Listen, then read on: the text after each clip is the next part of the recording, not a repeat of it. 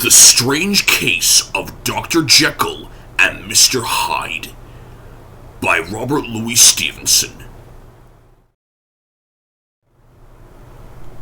Chapter 1. Story of the Door. Mr. Utterson, the lawyer, was a man of rugged countenance that was never lighted by a smile. Cold, scanty, and embarrassed discourse, backward in sentiment, lean, long, dusty, dreary, and yet somehow lovable. At friendly meetings, and when the wine was to his taste, something eminently human beaconed from his eye, something indeed which never found its way into his talk, but which spoke not only in the silent symbols of the after-dinner face, but more often and loudly in the acts of his life. He was austere with himself, drank gin when he was alone, to mortify a taste for vintages, and though he enjoyed the theater, had not crossed the doors of one for 20 years. But he had an improved tolerance for others, sometimes wondering, almost with envy, at the high pressure of spirits involved in their misdeeds, and in any extremity inclined to help rather than to reprove. "I incline to Cain's heresy," he used to say quaintly. "I let my brother go to the devil in his own way." In this character, it was frequently his fortune to be the last reputable acquaintance and the last good influence in the lives of downgoing men. And to such as these, so long as they came about his chambers, he never marked a shade of change in his demeanor. No doubt, the feat was easy to Mr. Utterson, for he was undemonstrative at best, and even his friendships seemed to be founded in a similar catholicity of good nature. It is the mark of a modest man to accept his friendly circle ready-made from the hands of opportunity. And that was the lawyer's way.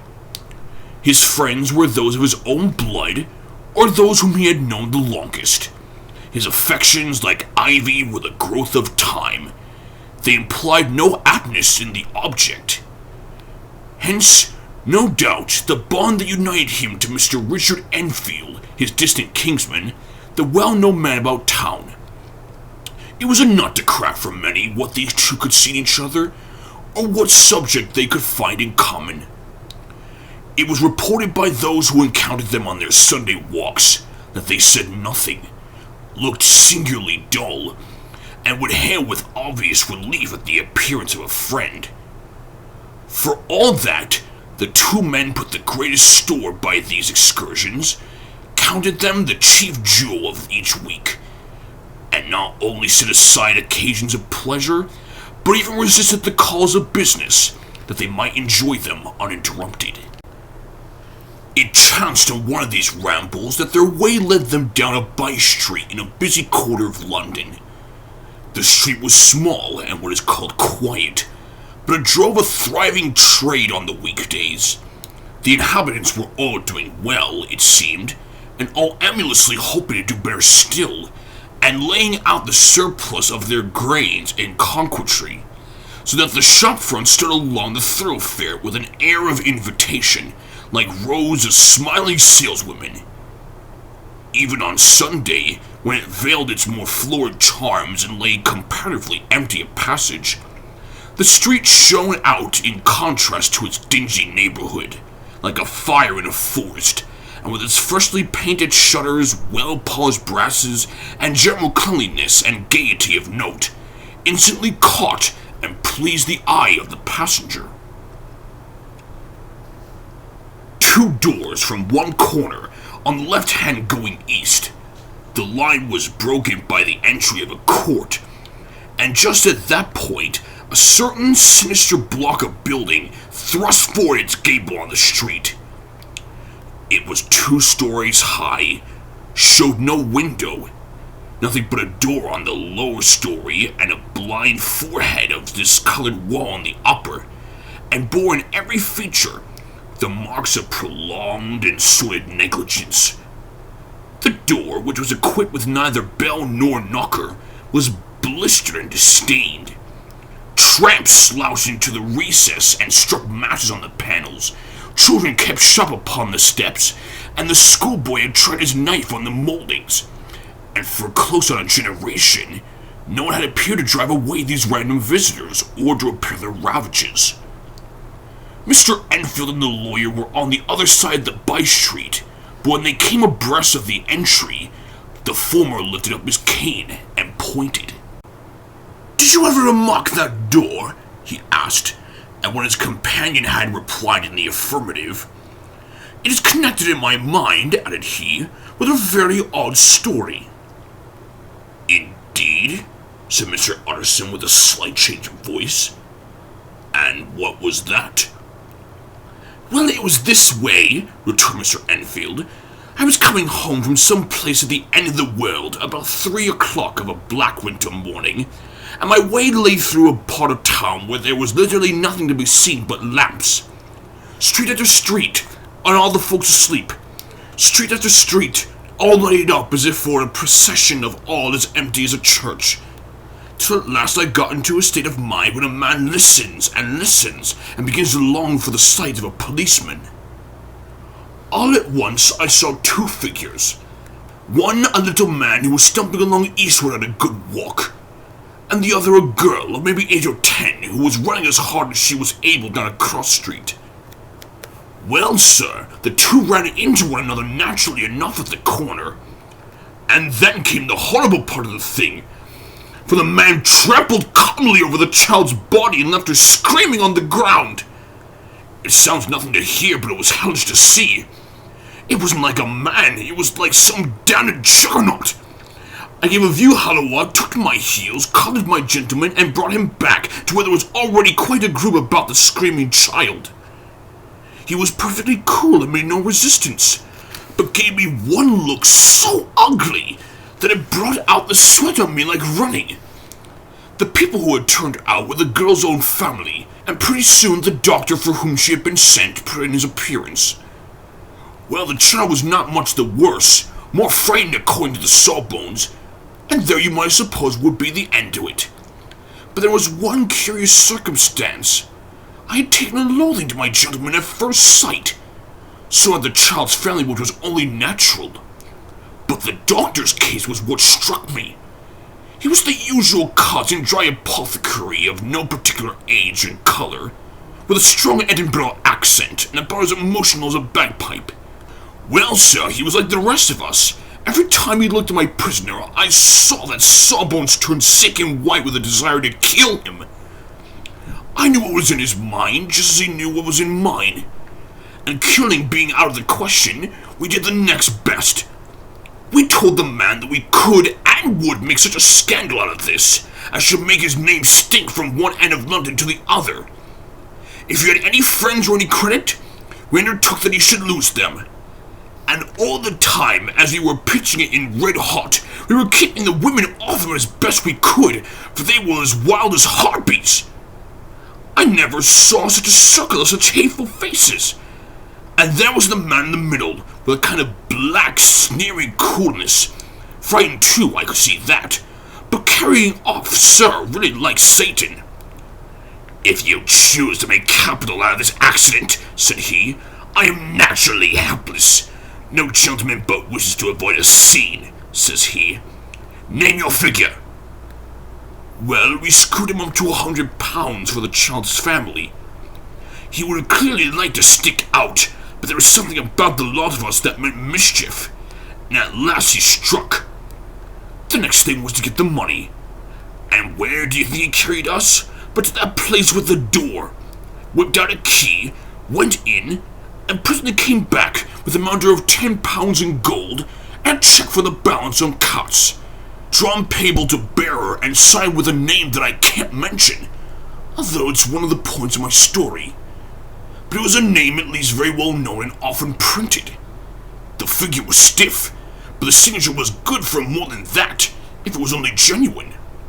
I took the liberty of pointing out to my gentleman that the whole business looked apocryphal, and that a man does not, in real life, walk into a cellar door at 4 in the morning and come out with another man's cheque for close upon £100. But it was quite easy and sneering. "Set your mind at rest," says he. "I will stay with you till the bank's open and cash the check myself." So we all set off, the doctor and the child's father, and our friend and myself, and passed the rest of the night in my chambers, and the next day, when we had breakfasted, went in a body to the bank. I gave them the check myself, and said I had every reason to believe it was a forgery. Not a bit of it. The check was genuine. "Tut, tut," said Mr. Utterson. "I see you feel as I do," said Mr. Enfield. "Yes, it's a bad story, for my man was a fellow that nobody could have to do with. A really damnable man. And the person that drew the check is the very pink of the properties. Celebrated, too. And what makes it worse, one of your fellows who do what they call good. Blackmail, I suppose. An honest man paying through the nose of some of the capers of his youth. Blackmail House is what I call the place with the door, in consequence. Though even that, you know, is far from explaining all," he added, and with the words fell into a vein of musing. From this he was recalled by Mr. Utterson, asking rather suddenly, "And you don't know if the drawer of the check lives there?" "A likely place, isn't it?" returned Mr. Enfield. "But I happen to have noticed his address. He lives in some square or other." "And you never asked about the place with the door?" said Mr. Utterson. "No, sir, I had a delicacy," was the reply. "I feel very strongly about putting questions. It partakes too much of the style of the Day of Judgment. You start a question, and it's like starting a stone. You sit quietly on top of the hill, and away the stone goes, starting others, and presently some blank old bird, the last you would have thought of, is knocked on the head in his own back garden, and the family have to change their name. No, sir, I make it a rule of mine. The more it looks like Queer Street, the less I ask." "A very good rule, too," said the lawyer. "But I have studied the place for myself," continued Mr. Enfield. "It seems scarcely a house. There is no other door, and nobody goes in or out of that one but, once in a great while, the gentleman of my adventure. There are 3 windows looking on the court on the first door, none below. The windows are always shut, but they're clean. And then there is a chimney which is generally smoking, so someone must live there. And yet it's not so sure, for the buildings are so packed together about the court that it is hard to say where one ends and another begins." The pair walked on again for a while in silence, and then, "Enfield," said Mr. Utterson, "that's a good rule of yours." "Yes, I think it is," returned Enfield. "But for all that," continued the lawyer, "there is one point I want to ask. I want to ask the name of that man who walked over the child." "Well," said Mr. Enfield, "I can't see what harm it would do. It was a man of the name of Hyde." Said Mr. Utterson. "What sort of a man is he to see?" "He is not easy to describe. There is something wrong with his appearance, something displeasing, something downright detestable. I never saw a man I so disliked, and yet I scarce know why. He must be deformed somewhere. He has a strong feeling of deformity, although I couldn't specify the point. He's an extraordinary-looking man, yet I really can name nothing out of the way. No, sir, I can't make no hand of it. I can't describe him, and it's not want of memory, for I declare I could see him this moment." Mr. Utterson again walked some way in silence, and obviously under a weight of consideration. "You are sure he used a key?" he inquired at last. "My dear sir," began Enfield, surprised out of himself. "Yes, I know," said Utterson. "I know it must seem strange. The fact is, if I do not ask you the name of the other party, it is because I know it already. You see, Richard, your tale has gone home. If you have been inexact in any point, you had better correct it." "I think you might have warned me," returned the other with a touch of sullenness. "But I have been pedantically exact, as you call it. The fellow had a key, and what's more, he has it still. I saw him use it not a week ago." Mr. Utterson sighed deeply, but never said a word, and the young man presently resumed. "Here is another lesson to say nothing," said he. "I am ashamed of my long tongue. Let us make a bargain never to refer to this again." "With all my heart," said the lawyer. "I shake hands on that, Richard."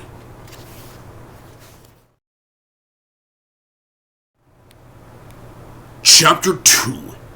Search for Mr. Hyde.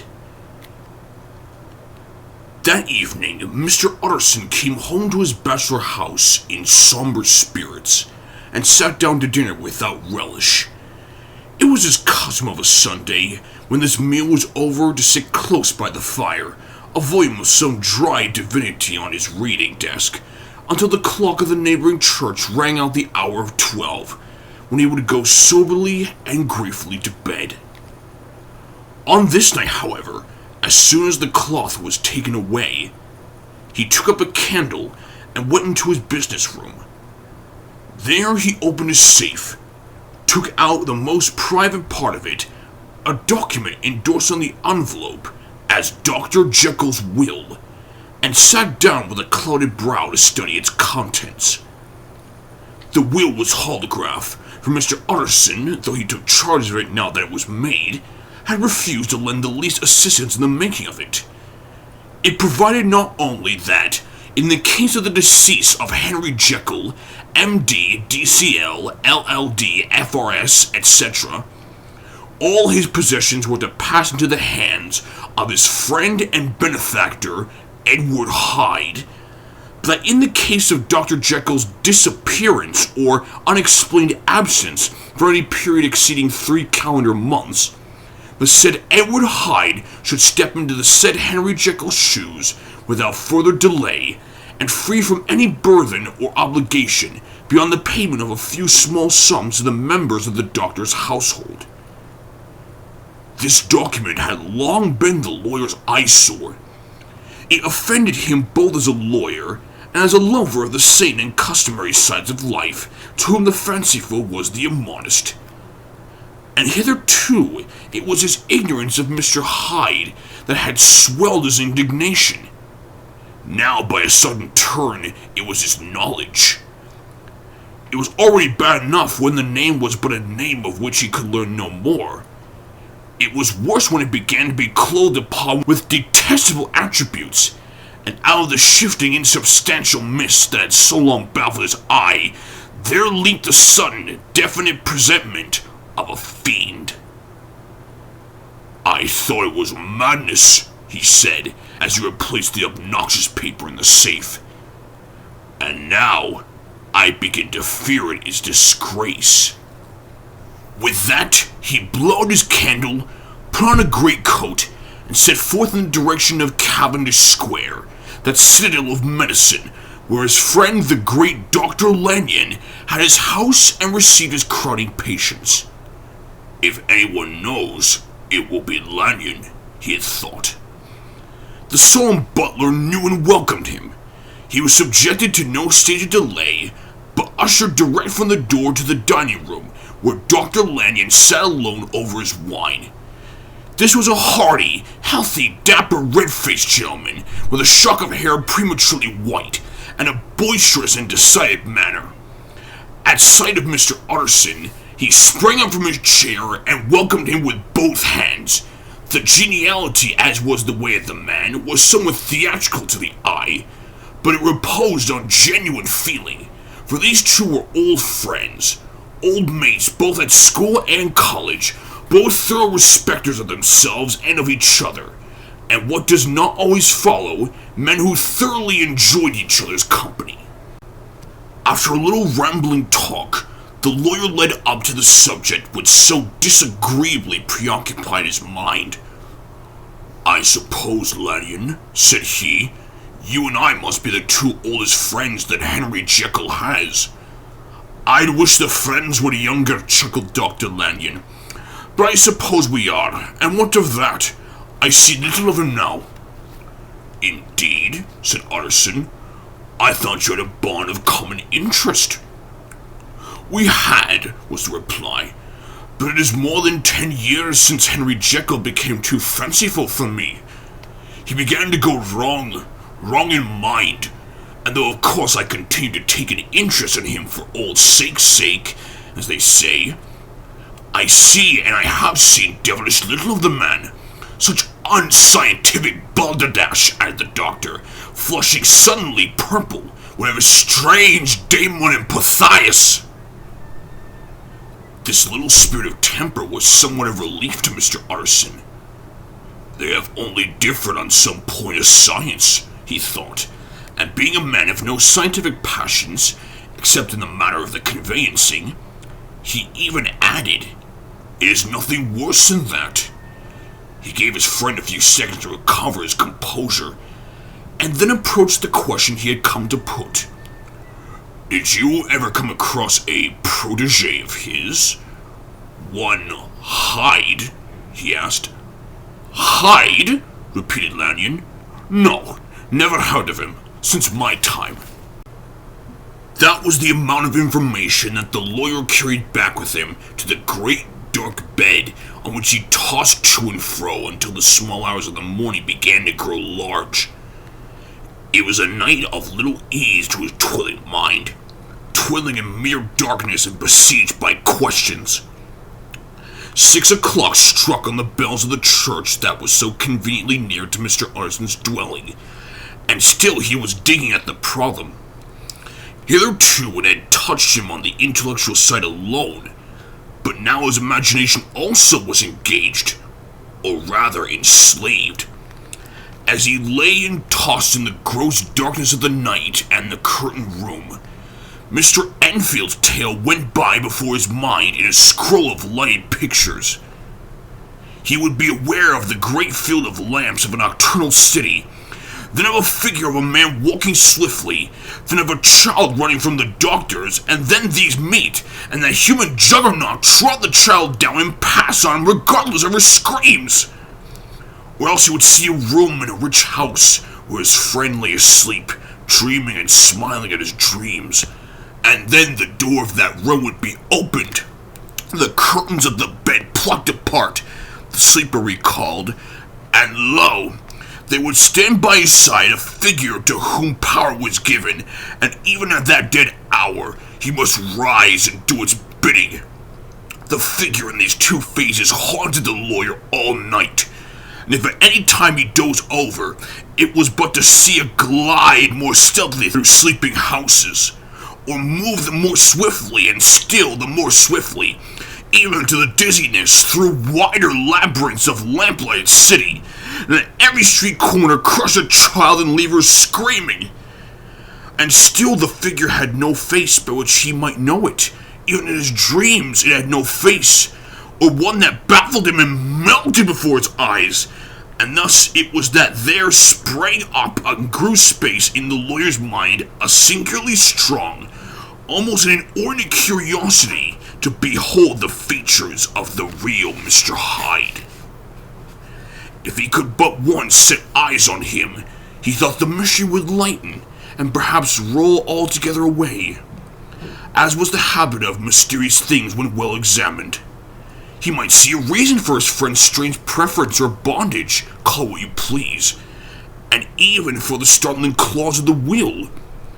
At least it would be a face worth seeing, the face of a man who was without bowels of mercy, a face which had but to show itself to raise up in the mind of the unimpressionable Enfield a spirit of enduring hatred. From that time forward, Mr. Utterson began to haunt the door in the by-street shops.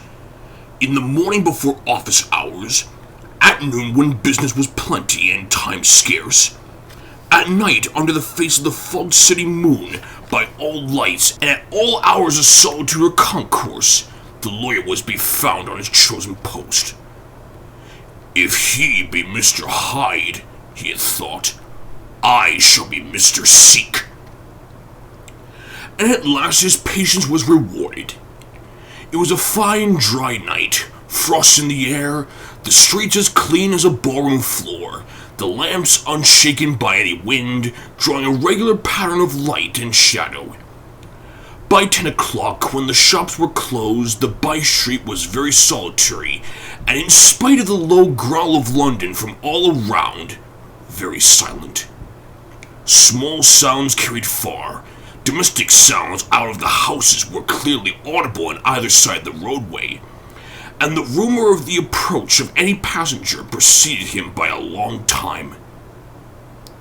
Mr. Utterson had been some minutes at his post, when he was aware of an odd, light footstep drawing near.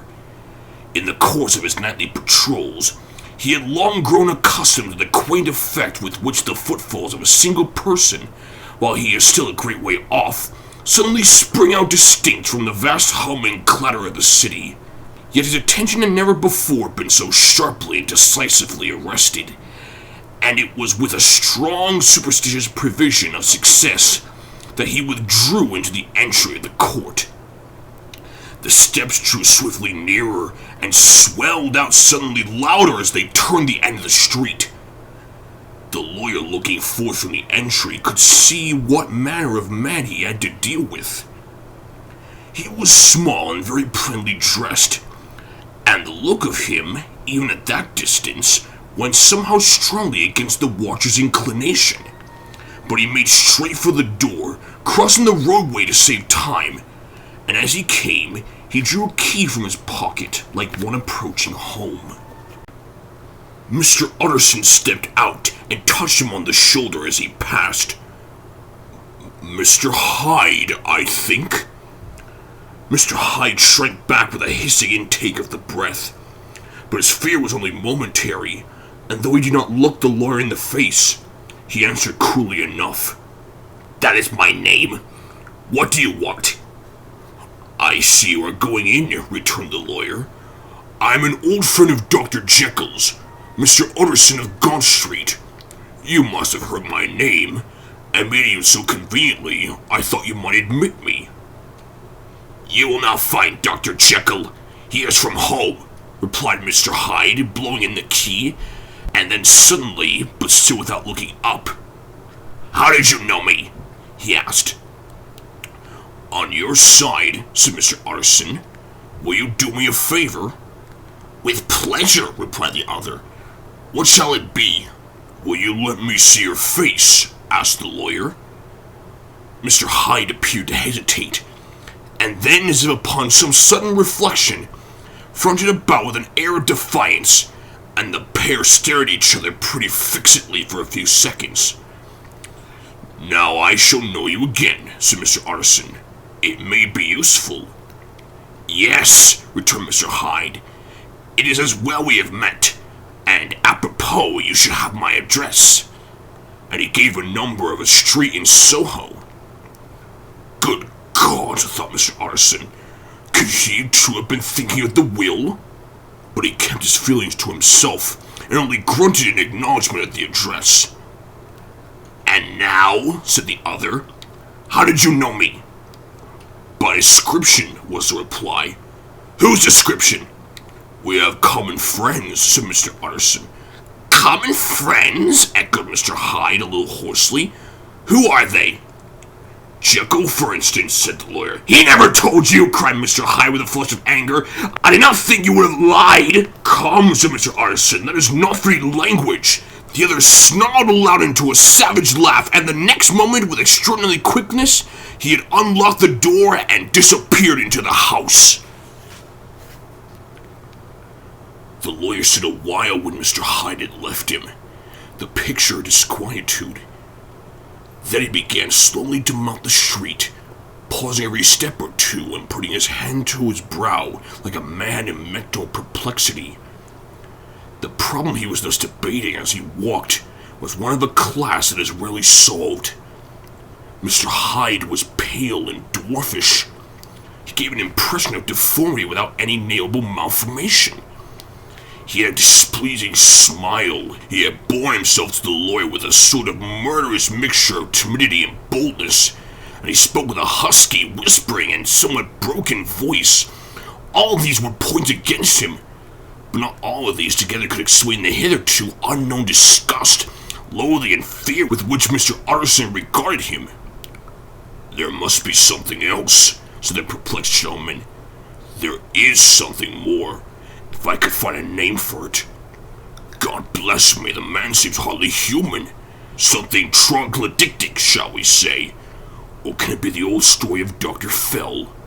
Or is it the meridians of a foul soul that thus transpires through and transfigures its clay content? The last, I think, for, oh, my poor old Harry Jekyll, if I ever read Satan's signature upon a face, it is on that of your new friend." Round the corner from the by-street, there was a square of ancient, handsome houses, now for the most part decayed from their high estate, and let in flats and chambers to all sorts and conditions of men, map engravers, architects, shady lawyers, and the agents of obscure enterprises. One house, however, second from the corner, was still occupied entire, and at the door of this, which wore a great air of wealth and comfort, though it was now plunged in darkness except for the fanlight, Mr. Utterson stopped and knocked. A well-dressed elderly servant opened the door. "Is Dr. Jekyll at home, Poole?" asked the lawyer. "I will see Mr. Utterson," said Poole, admitting the visitor as he spoke into a large, low-roofed, comfortable hall, paved with flags, warmed after the fashion of a country house by a bright open fire, and furnished with costly cabinets of oak. "Will you wait here by the fire, sir, or shall I give you a light in the dining room?" "Here, thank you," said the lawyer, and he drew near and leaned on the tall fender.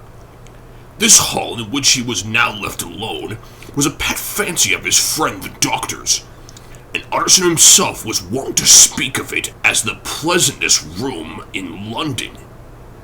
But tonight there was a shudder in his blood.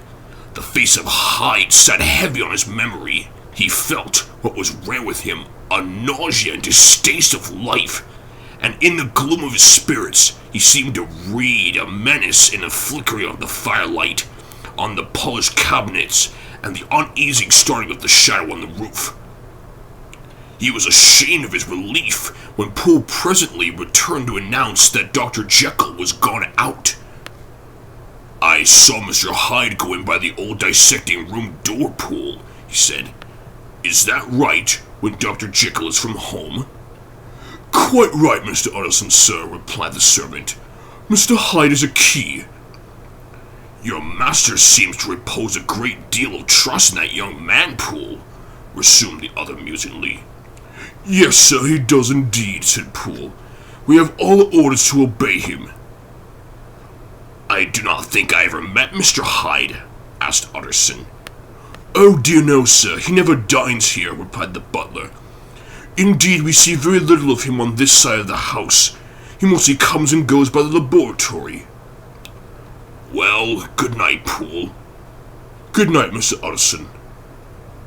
And the lawyer set out homeward with a very heavy heart.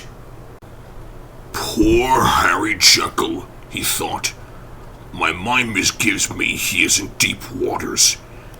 He was wild when he was young, a long while ago to be sure, but in the law of God there is no statute of limitations. It must be that, the ghost of some old sin, the cancer of some concealed disgrace, punishment coming, pet Claudio years after memory is forgotten and self-love condoned the fault." And the lawyer, scared by the thought, brooded a while on his own past, groping in all the corners of memory, lest by chance some jack-in-the-box of an old iniquity should leap to light there. His past was fairly blameless. Few men could read the rules of their life with less apprehension. Yet he was humbled to the dust by the many ill things he had done, and raised up again to a sober and fearful gratitude by the many he had come so near to doing, yet avoided. And then by a return of his former subject, he conceived a spark of hope. This Master Hyde, if he was studied, thought he, must have secrets of his own. Black secrets, by the look of him. Secrets compared to which poor Jekyll's worst would be like sunshine. Things cannot continue as they are. It turns me cold to think of this creature stealing like a thief to Harry's bedside. Poor Harry, what awakening! And the danger of it, for this Hyde suspects the existence of the will. He may grow impatient to inherit. I must put my shoulders to the wheel. If Jekyll will but let me, he added. If Jekyll will only let me. For once more, he saw before his mind's eye, and clear as transparency, the strange clauses of the will. Chapter 3. Dr. Jekyll was quite at ease. A fortnight later, by excellent good fortune, the doctor gave one of his pleasant dinners to some 5 or 6 old cronies, all intelligent, reputable men, and all judges of good wine, and Mr. Utterson so contrived that he remained behind after the others had departed. This was no new arrangement, but a thing that had befallen many scores of times. Where Utterson was liked, he was liked well. Hosts loved to detain the dry lawyer when the light-hearted and loose-tongued had already their foot on the threshold.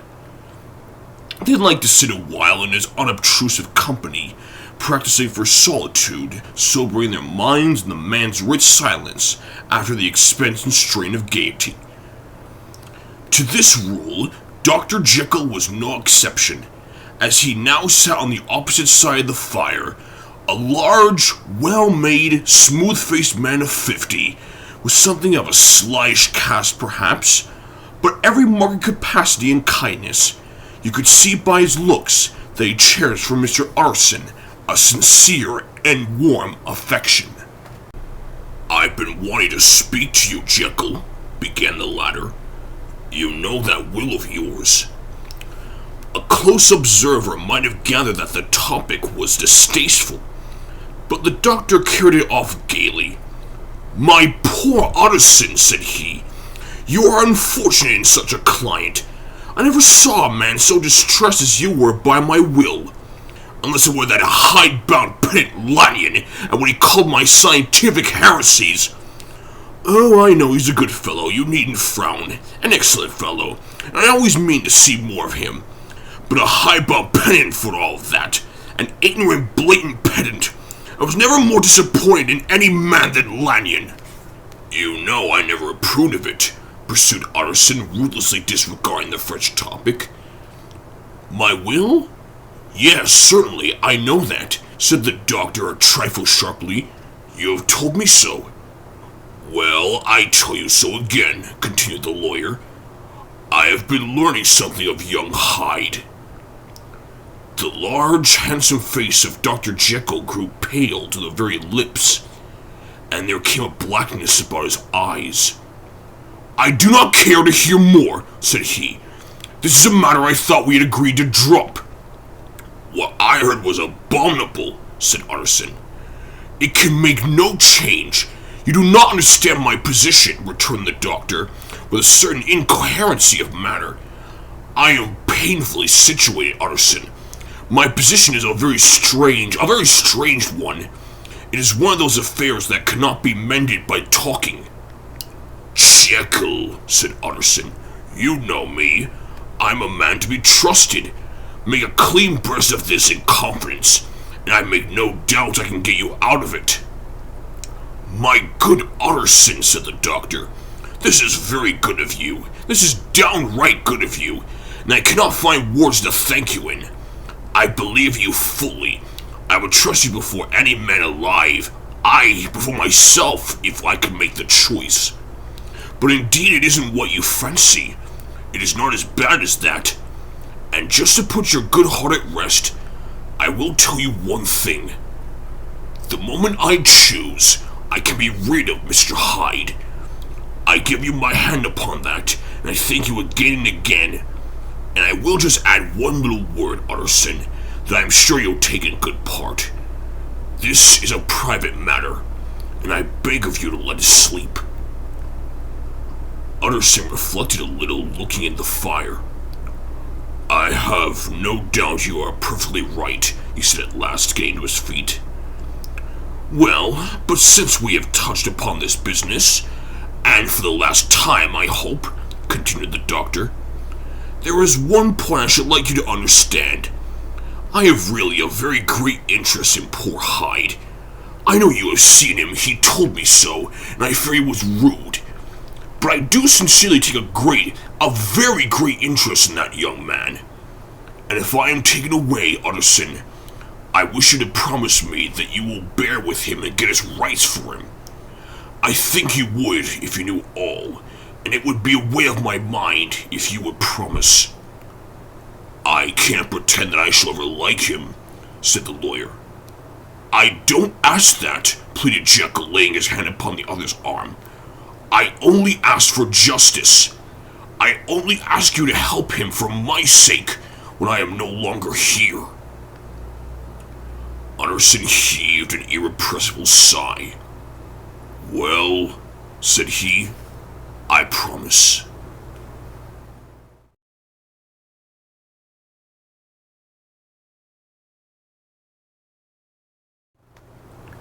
Chapter 4. The Carew Murder Case. Nearly a year later, in the month of October, London was startled by a crime of singular ferocity and rendered all the more noble by the high position of the victim. The details were few and startling. A maidservant living alone in a house not far from the river had gone upstairs to bed about 11. Although a fog rolled over the city in the small hours, the early part of the night was cloudless, and the lane which the maid's window overlooked was brilliantly lit by the full moon. It seemed she was romantically given, for she sat down upon her box, which stood immediately under the window, and fell into a dream of musing.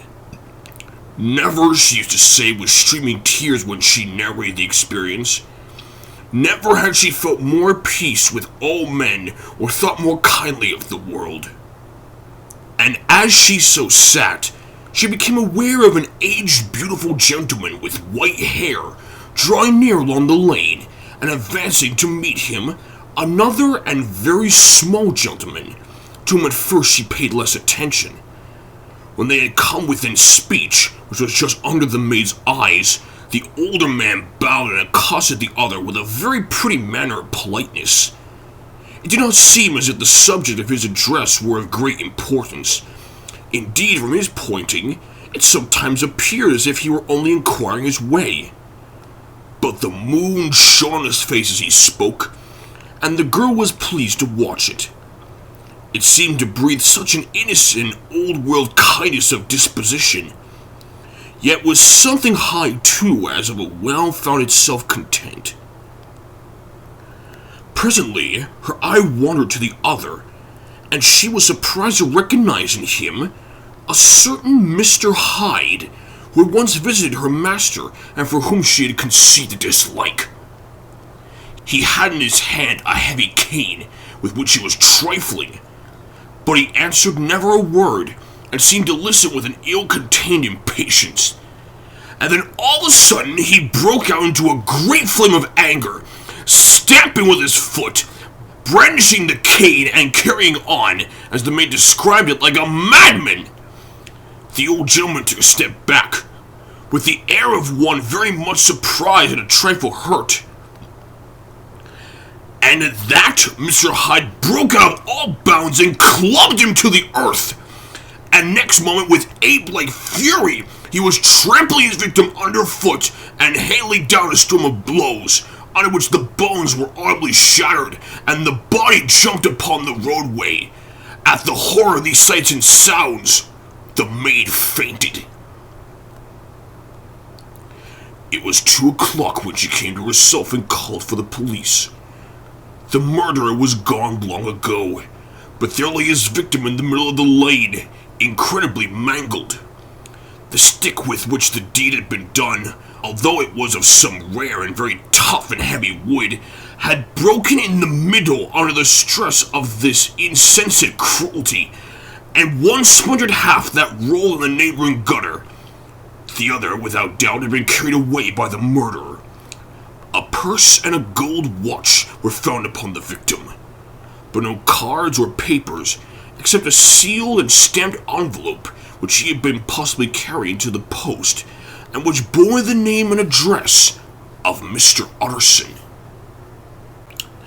This was brought to the lawyer the next morning, before he was out of bed, and he had no sooner seen it, and had been told the circumstances, than he shot out a solemn lip. "I shall say nothing till I've seen the body," said he. "This may be very serious. Have the kindness to wait while I dress." And with the same grave countenance, he hurried through his breakfast and drove to the police station, whither the body had been carried. As soon as he came into the cell, he nodded. "Yes," said he, "I recognize him. I am sorry to say that this is Sir Danvers Carew." "Good God, sir!" exclaimed the officer. "Is it possible?" And the next moment his eye lighted up with professional ambition. "This will make a great deal of noise," he said, "and perhaps you can help us to the man." And he briefly narrated what the maid had seen, and showed the broken stick. Mr. Utterson had already quailed at the name of Hyde, but when the stick was laid before him, he could doubt no longer. Broken and battered as it was, he recognized it for one that he had himself presented many years before to Henry Jekyll. "Is this Mr. Hyde a person of small stature?" he inquired. "Particularly small and particularly wicked-looking is what the maid calls him," said the officer. Mr. Utterson reflected, and then, raising his head, "If you will come with me in my cab," he says, "I think I can take you to his house." It was by this time about 9 in the morning, and the first fog of the season. A great chocolate-colored pall lowered over heaven, but the wind was continually charging and routing these embattled vapors, so as the cab crawled from street to street, Mr. Utterson beheld a marvelous number of degrees and hues of twilight. For here would be dark like the black end of evening, and there would be a glow of a rich, lurid brown like the light of some strange conflagration. And here for a moment the fog would be quite broken up, and a haggard shift of daylight would glance between the swirling wreaths. The dismal quarter of Soho, seen under these changing glimpses with its muddy ways, and slightly passengers, and its lamps, which had never been extinguished or had been kindled afresh to combat this mournful reinvasion of darkness, seemed in the lawyer's eyes like a district of some city in a nightmare. The thoughts of his mind, besides, were of the gloomiest dye, and when he glanced at the companion of his drive, he was conscious of some touch of that terror of the law and the law's officers which may at times assail the most honest. As the cab drew up before the address indicated, the fog lifted a little and showed him a dingy street, a gin palace, a low French eating house, a shop for the retail of penny numbers, and 2-penny salads. Many ragged children huddled in the doorways, and many women of many different nationalities passing out, key in hand to have a morning glass, and the next moment the fog settled down again upon that part as brown as umber, and cut him off his blackguardly surroundings. This was the home of Henry Jekyll's favorite, of a man who was heir to £250,000 sterling. An ivory-faced and silvery-haired old woman opened the door. She had an evil face smoothed by hypocrisy, but her manners were excellent.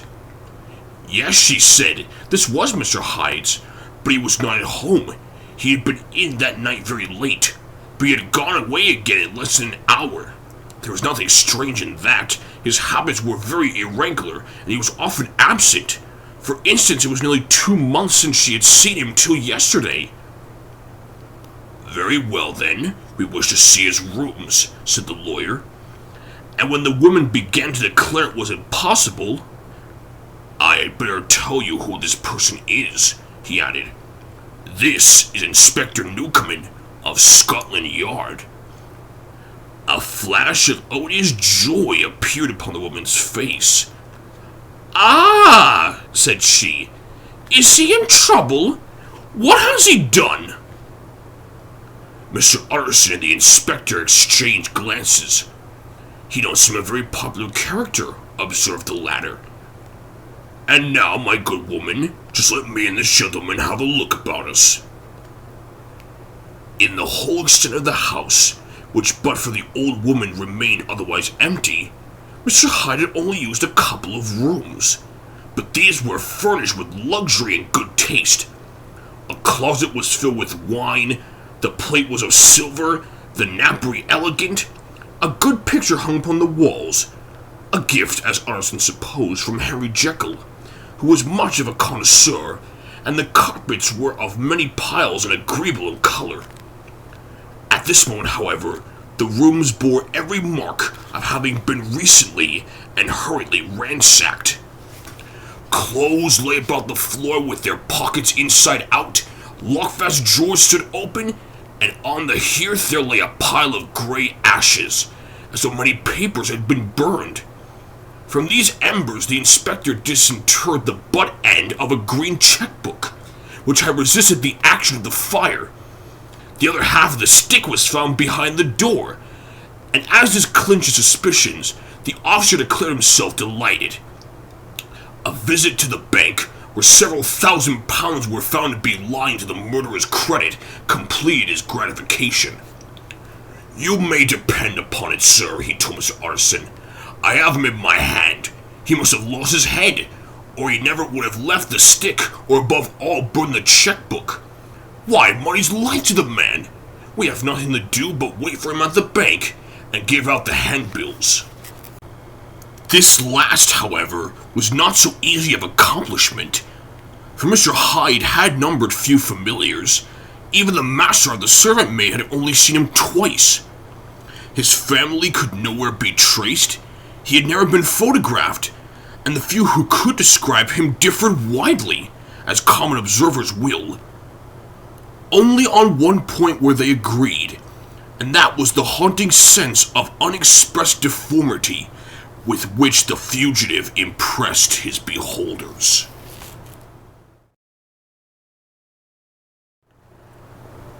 Chapter 5. Incident of the Letter. It was late in the afternoon when Mr. Utterson found his way to Dr. Jekyll's door, where he was at once admitted by Poole, and carried down by the kitchen offices and across a yard which had once been a garden, to the building which was indifferently known as the laboratory or dissecting rooms.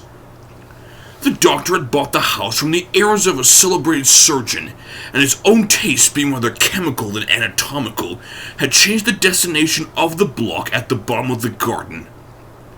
It was the first time that the lawyer had been received in that part of his friend's quarters, and he eyed the dingy, windowless structure with curiosity, and gazed round with distasteful sense of strangeness as he crossed the theater, once crowded with eager students and now lying gaunt and silent.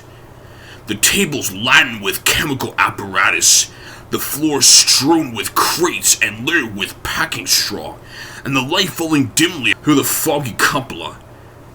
At the further end, a flight of stairs mounted to a door covered with red baize, and through this Mr. Utterson was at last received into the doctor's cabinet. It was a large room, fitted around with glass presses, furnished among other things with a cheval glass and a business table, and looking out upon the court by 3 dusty windows barred with iron. The fire burned in the grate, a lamp was set lighted in the chimney shelf, for even in the houses the fog began to lie thickly. And there, close up to the warmth, sat Dr. Jekyll, looking deathly sick. He did not rise to meet his visitor, but held out a cold hand and bade him welcome in a changed voice. "And now," said Mr. Utterson as soon as Poole had left them, "you have heard the news?" The doctor shuddered. "They were crying it in the square," he said. "I heard them in my dining room." "One word," said the lawyer. "Carew is my client, but so are you, and I want to know what I am doing. You have not been mad enough to hide this fellow." "Utterson, I swear to God," cried the doctor. "I swear to God I will never set eyes on him again. I bind my honor to you that I am done with him in this world.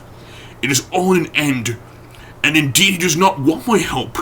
You do not know him as I do. He is safe, he is quite safe. Mark my words, he will never more be heard of." The lawyer listened gloomily. He did not like his friend's feverish manner. "You seem pretty sure of him," said he, "and for your sake, I hope you may be right. If it came to a trial, your name might appear." "I am quite sure of him," replied Jekyll. "I have grounds for certainty that I cannot share with anyone. But there is one thing on which you may advise me. I have received a letter, and I am at loss whether I should show it to the police. I should like to leave it in your hands, Utterson. You would judge wisely, I am sure. I have so great a trust in you." "You fear, I suppose, that it might lead to his detection?" asked the lawyer. "No," said the other. "I cannot say that I care what becomes of Hyde. I am quite done with him. I was thinking of my own character, which this hateful business has rather exposed." Utterson ruminated a while. He was surprised at his friend's selfishness, and yet relieved by it. "Well," said he at last, "let me see the letter." The letter was written in an odd, upright hand, and signed Edward Hyde, and it signified briefly enough that the writer's benefactor, Dr. Jekyll, whom he had long so unworthily paid for 1,000 generosities, need labor under no alarm for his safety, as he had means of escape on which he placed a sure dependence. The lawyer liked this letter well enough. It put a better color in the intimacy than he had looked for, and he blamed himself for some of his past suspicions. "Have you the envelope?" he asked. "I burned it," replied Jekyll, "before I thought what I was about, but it bore no postmark. The note was handed in." "Shall I keep this and sleep upon it?" asked Utterson. "I wish you to judge for me entirely," was the reply. "I have lost confidence in myself." "Well, I shall consider," returned the lawyer. "And now one word more. It was Hyde who dictated the terms of your will about the disappearance?" The doctor seemed seized with a qualm of faintness. He shut his mouth tight and nodded. "I knew it," said Utterson. "He meant to murder you. You ought to find escape." "I have had what is far more to the purpose," returned the doctor solemnly. "I have had a lesson. Oh God, Utterson, what a lesson I have had!" And he covered his face for a moment with his hands. On his way out, the lawyer stopped and had a word or two with Poole. "By the by," said he, "there was a letter handed in today. What was the messenger like?" But Poole was positive nothing had come except by post. "And only circulars by that," he added. This news sent off the visitor with his fears renewed. Plainly the letter had come by the laboratory door. Possibly, indeed, it had been written in the cabinet, and if that were so, it must be differently judged and handled with the more caution. The newsboys as he went were crying themselves hoarse along the footways. "Special edition! Shocking murder of an MP!" That was the funeral orientation of one friend and client, and he could not help a certain apprehension lest the good name of another should be sucked down in the eddy of scandal. It was at least a ticklish decision that he had to make, and self-reliant as he was by habit, he began to cherish a longing for advice. It was not to be had directly, but perhaps, he thought, it might be fished for. Presently after, he sat on one side of his own hearth, with Mr. Guest, his head clerk, upon the other, and midway between, a nice calculated distance from the fire, a bottle of a particularly old wine that had long dwelt unsung in the foundations of the house. The fog still slept on the wing above the drowned city, where the lamps glimmered like carbuncles, and through the muffle and smother of these fallen clouds, the procession of the town's life was still rolling in through the great arteries with a sound as if a mighty wind. But the room was gay with firelight. In the bottle the acids were long ago resolved. The imperial dye had softened with time, as the color grows richer in stained windows. And the glow of hot autumn afternoons on hillside vineyards was ready to be set free and to disperse the fogs of London. Insensibly the lawyer melted. There was no man from whom he kept fewer secrets than Mr. Guest, and he was not always sure that he kept as many as he meant. Guest had often been on business to the doctors. He knew Poole. He could scarce have failed to hear of Mr. Hyde's familiarity about the house. He might draw conclusions. Was it not well, then, that he should see a letter which put that mystery to rights?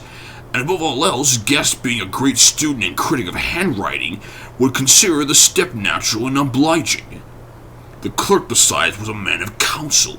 He could scarce read so strange a document without dropping a remark, and by the remark, Mr. Arson might shape his future course. "This is a sad business about Sir Danvers," he said. "Yes, sir, indeed. It has elicited a great deal of public feeling," returned Guest.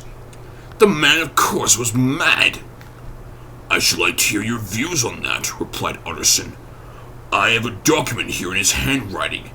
It is between ourselves, for I scarce know what to do about it. It is an ugly business at the best. But there it is, quite in your way, a murderer's autograph." Guest's eyes brightened, and he sat down at once and studied it with passion. "No, sir," he said, "not mad, but it is an odd hand." "And by all accounts a very odd writer," added the lawyer. Just then the servant entered with a note. "Is that from Dr. Jekyll, sir?" inquired the clerk. "I thought I knew the writing. Anything private, Mr. Utterson?" "Only an invitation to dinner. Why, do you want to see it?" "One moment, I thank you, sir." And the clerk laid the 2 sheets of paper alongside and sedulously compared their contents. "Thank you, sir," he said at last, returning both. "It is a very interesting autograph." There was a pause, during which Mr. Arson struggled with himself. "Why did you compare them, Guest?" he inquired suddenly.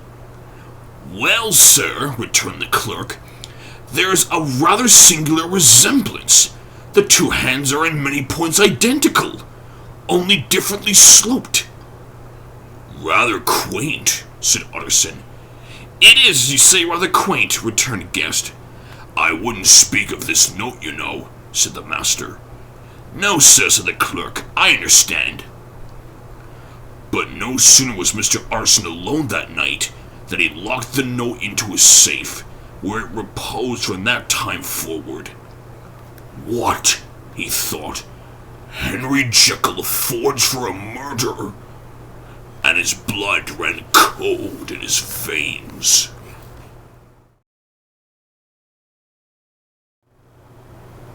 Chapter 6.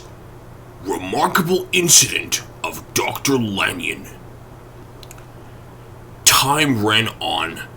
Thousands of pounds were offered in reward, for the death of Sir Danvers was resented as a public injury. But Mr. Hyde had disappeared out of the ken of the police, as though he had never existed. Much of his past was unearthed, indeed, and all disreputable.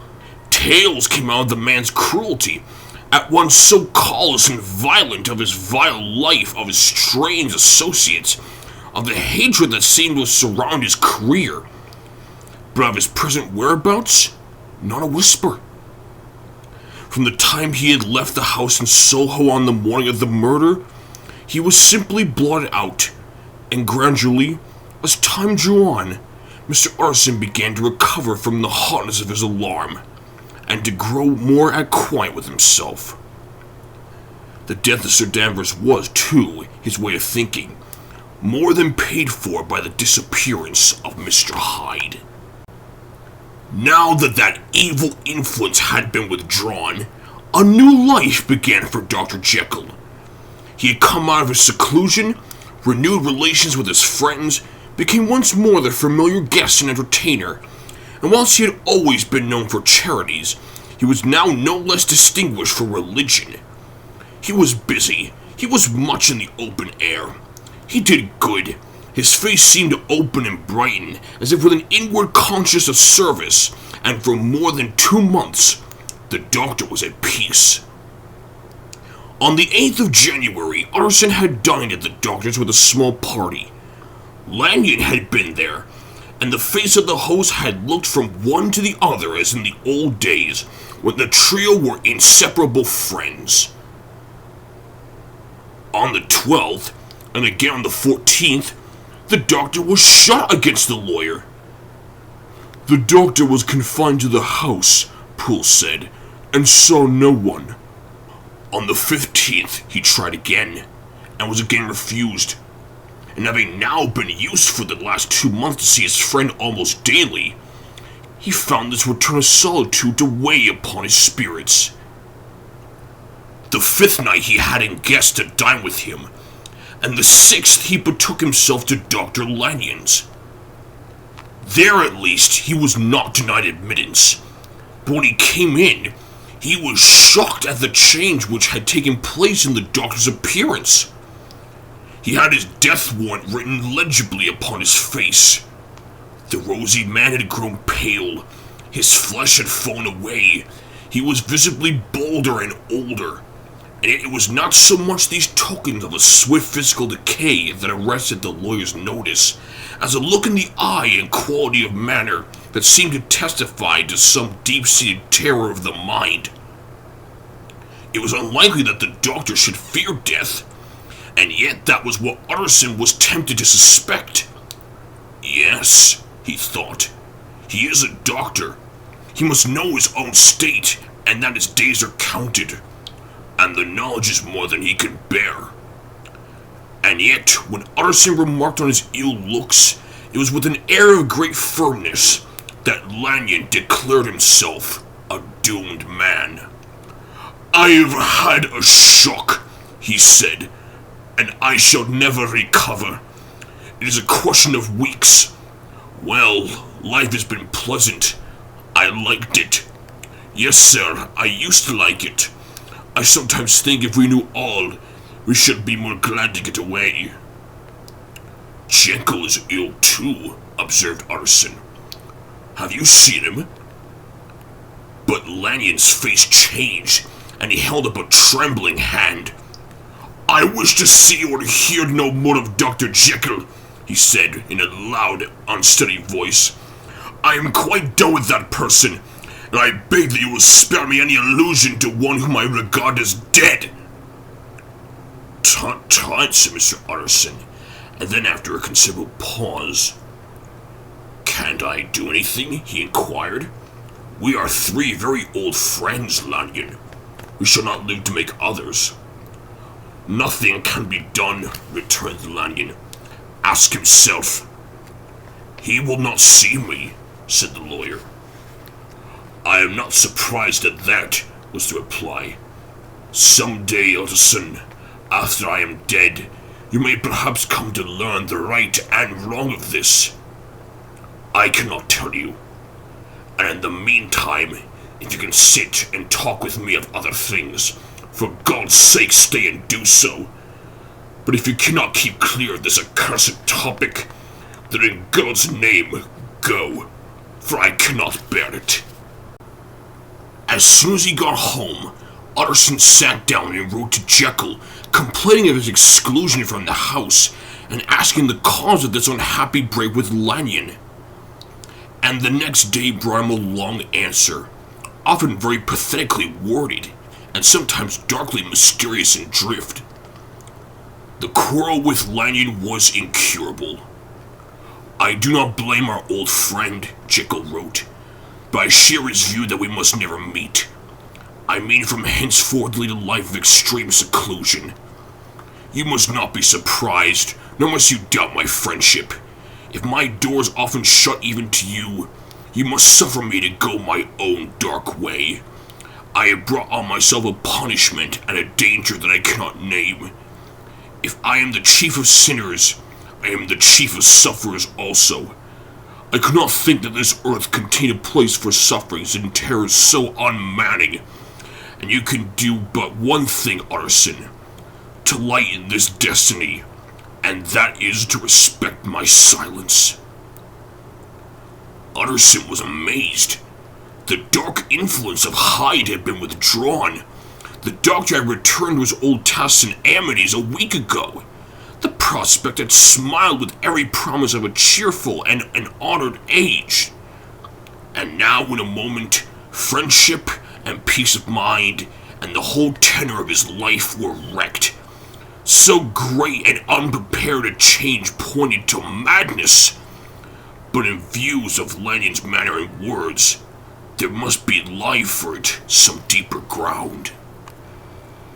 A week afterwards, Dr. Lanyon took to his bed, and in something less than a fortnight, he was dead. The night after the funeral, at which he had been sadly affected, Utterson locked the door of his business room, and sitting there by the light of a melancholy candle, drew out and set before him an envelope addressed by the hand and sealed with the seal of his dead friend. Private, for the hands of G.J. Utterson alone, and in case of his predecease, to be destroyed unread. So was emphatically superscribed, and the lawyer dreaded to behold the contents. I have buried one friend today, he thought. What if this should cost me another? And then he condemned the fear as a disloyalty and broke the seal. Within there was another enclosure, likewise sealed, and marked upon the cover as not to be opened until the death or disappearance of Dr. Henry Jekyll. Utterson could not trust his eyes. Yes, it was disappearance here again, as in the mad will which he had long ago restored to its author.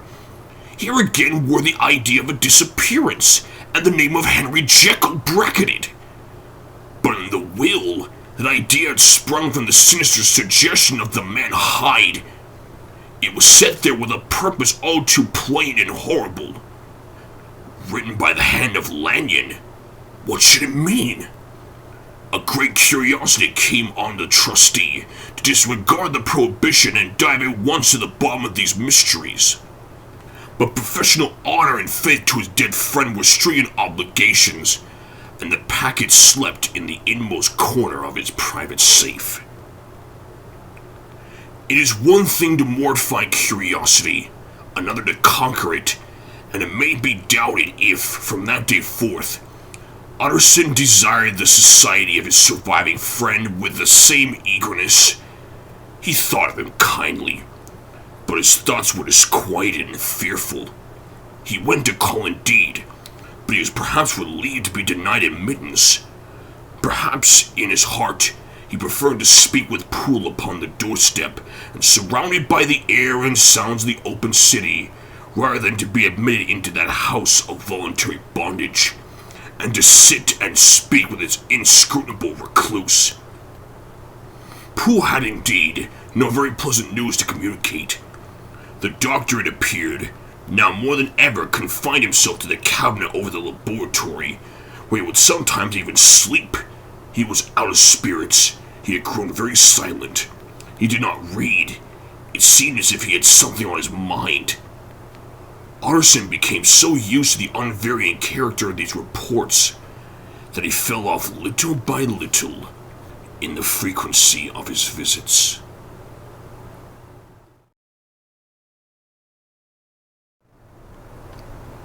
Chapter 7. Incident at the Window. It chanced on Sunday, when Mr. Utterson was on his usual walk with Mr. Enfield, that their way lay once again through the by-street, and that when they came in front of the door, both stopped to gaze on it. "Well," said Enfield, "that story's at an end at last. We shall never see more of Mr. Hyde." "I hope not," said Utterson. "Did I ever tell you that I once saw him and shared your feeling of repulsion?" "It was impossible to do one without the other," returned Enfield. "And by the way, what an ass you must have thought me not to know that this was a back way to Dr. Jekyll's.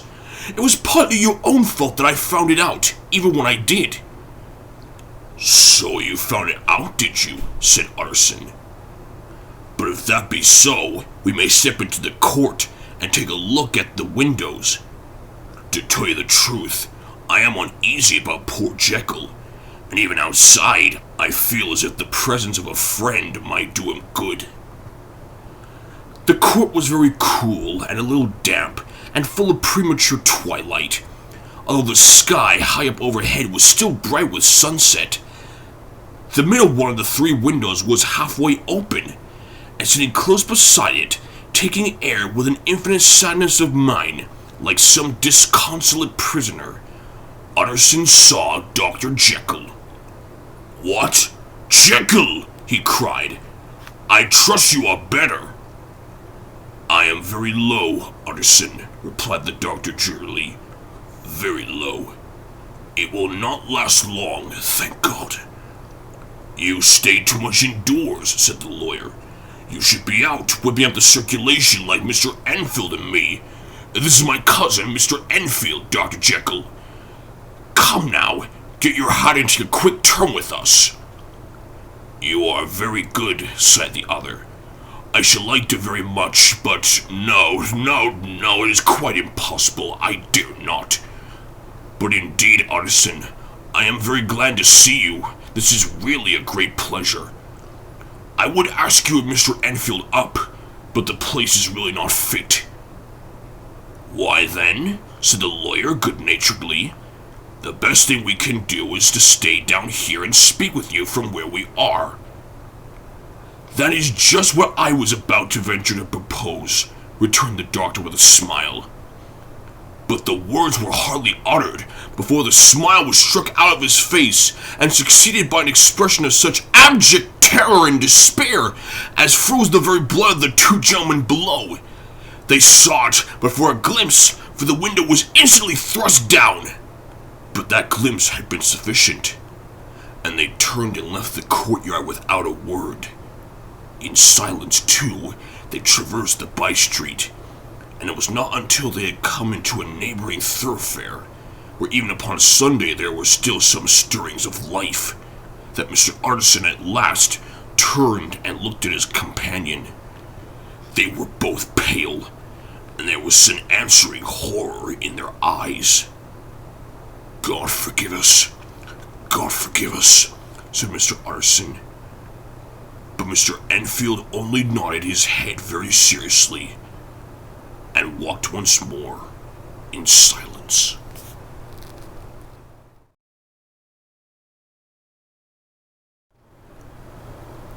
Chapter 8. The Last Night. Mr. Utterson was sitting by his fireside one evening after dinner when he was surprised to receive a visit from Poole. "Bless me, Poole, what brings you here?" he cried, and then taking a second look at him, "What ails you?" he added. "Is the doctor ill?" "Mr. Utterson," said the man, "there is something wrong." "Take a seat, and here is a glass of wine for you," said the lawyer. "Now, take your time and tell me plainly what you want." "You know the doctor's ways, sir," replied Poole, "and how he shuts himself up. Well, he shut up again in the cabinet, and I don't like it, sir. I wish I may die if I like it, Mr. Utterson, sir. I'm afraid." "Now, my good man," said the lawyer, "be explicit. What are you afraid of?" "I've been afraid for about a week," returned Poole, doggedly disregarding the question, "and I can bear it no more." The man's appearance amply bore out his words. His manner was altered for the worse, and except for the moment when he was first announced his terror, he had not once looked the lawyer in the face.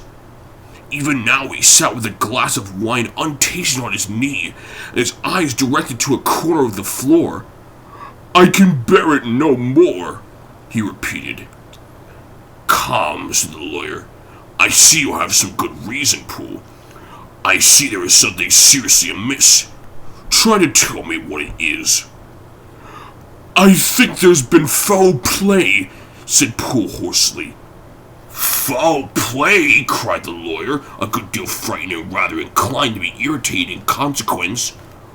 "What foul play? What does the man mean?" "I daren't say, sir," was the answer, "but will you come along for me and see for yourself?" Mr. Utterson's only answer was to rise and get his hat and great coat, but he observed with wonder the greatness of the relief that appeared upon the butler's face, and perhaps with no less that the wine was still untasted when he set it down to follow. It was a wild, cold, seasonable night of March, with a pale moon lying on her back as though the wind had tilted her, and flying rack of the most diaphanous and lawny texture. The wind made talking difficult, and flexed the blood into the face.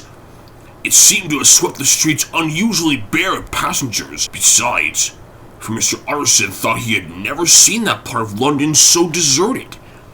He could have wished it otherwise. Never in his life had he been conscious of so sharp a wish to see and touch his fellow creatures, for struggle as he might, there was borne in upon his mind a crushing anticipation of calamity. The square, when they got there, was full of wind and dust, and the thin trees in the garden were lashing themselves along the railing. Poole, who had kept all the way a pace or two ahead, now pulled up in the middle of the pavement, and in spite of the biting weather, took off his hat and mopped his brow with a red pocket handkerchief. But for all the hurry of his coming, these were not the dews of exertion that he wiped away, but the moisture of some strangling anguish, for his face was white with his voice, and he spoke harsh and broken.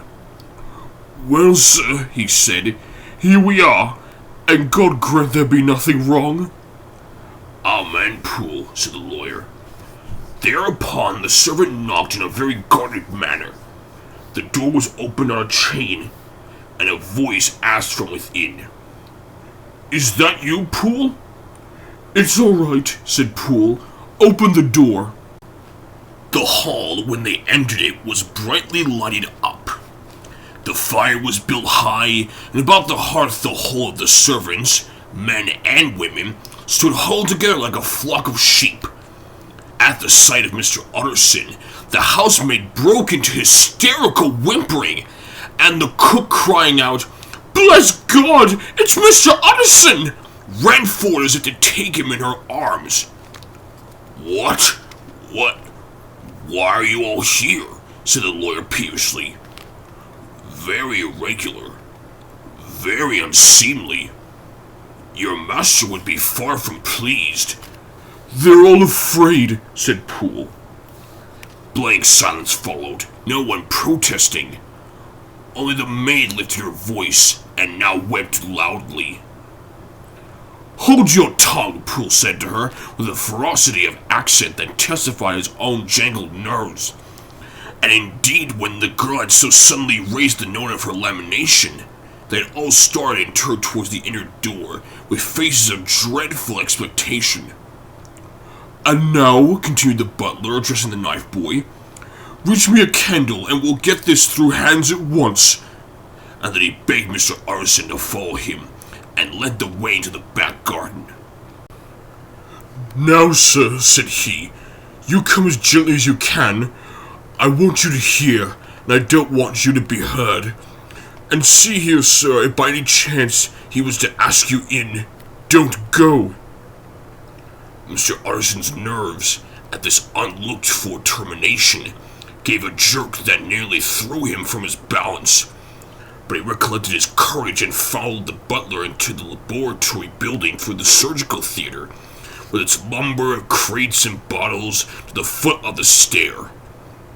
Here, Poole motioned him to stand on one side and listen, while he himself setting down the candle and making a great and obvious call in his resolution, mounted the steps and knocked with a somewhat uncertain hand on the red baize of the cabinet door. "Mr. Utterson, sir, asking to see you," he called, and even as he did so, once more violently signed the lawyer to give ear. A voice answered from within. "Tell him I cannot see anyone," it said complainingly. "Thank you, sir," said Poole, with a note of something like triumph in his voice, and taking up his candle, he led Mr. Utterson back across the yard and into the great kitchen, where the fire was out and the beetles were leaping on the floor. "Sir," he said, looking Mr. Utterson in the eyes, "was that my master's voice?" "It seems changed," replied the lawyer, very pale but giving look for look. "Changed? Well, yes, I think so," said the butler. "Have I been 20 years in this man's house to be deceived about his voice? No, sir, master's made away with.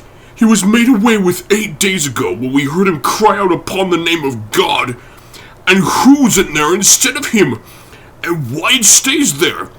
It is a thing that cries to heaven, Mr. Utterson." "This is a very strange tale, Poole. This is rather a wild tale, my man," said Mr. Utterson, biting his finger. "Suppose it were as you suppose. Supposing Dr. Jekyll to have been, well, murdered, what could induce the murderer to stay? That won't hold water. It doesn't commend itself to reason." "Well, Mr. Utterson, you are a hard man to satisfy, but I'll do it yet," said Poole. "All this last week, you must know, him or it, whatever it is that lives in that cabinet, has been crying night and day for some sort of medicine, and cannot get it to his mind. It was sometimes his way, the master's, that is, to write his orders on a sheet of paper and throw it on the stair. We've had nothing else this week back, nothing but papers and a closed door, and the very meals left there to be smuggled in when nobody was looking. Well, sir, every day, aye, and twice and thrice in the same day, there have been orders and complaints, and I have been sent flying to all the wholesale chemists in town. Every time I brought the stuff back, there would be another paper telling me to return it, because it was not pure, and another order to different from. This drug is wanted bitter bad, sir, whatever for." "Have you any of these papers?" asked Mr. Utterson. Poole felt in his pocket and handed out a crumpled note, which the lawyer, bending nearer to the candle, carefully examined. Its contents ran thus: "Dr. Jekyll presents his compliments to Messrs. Ma. He assures them that their last sample is impure and quite useless for his present purpose. Dr. J purchased a somewhat large quantity from Messrs. M. He now begs them to search with more sedulous care, and should any of the same quality be left, to forward it to him at once. Expense is no consideration. The importance of this to Dr. J can hardly be exaggerated."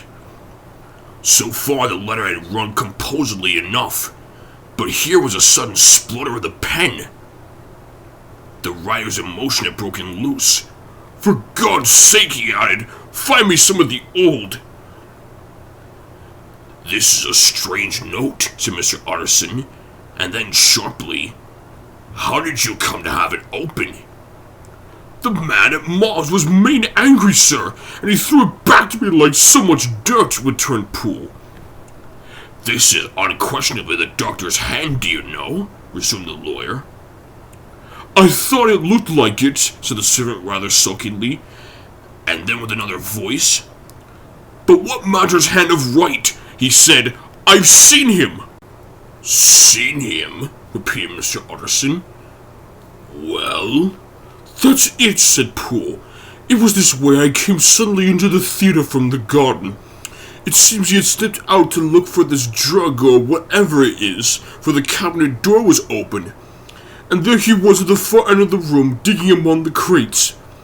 He looked up when I came in, gave a kind of cry and went upstairs into the cabinet. It was but for 1 minute that I saw him, but the hair stood upon my head like quills. Sir, if that was my master, why had he a mask upon his face? If it was my master, why did he cry out like a rat and run from me? I have served him long enough, and then... The man paused and passed his hand over his face. These are all very strange circumstances, said Mr. Utterson, but I think I begin to see daylight. Your master, Poole, is plainly seized with one of those maladies that both torture and deform the sufferer.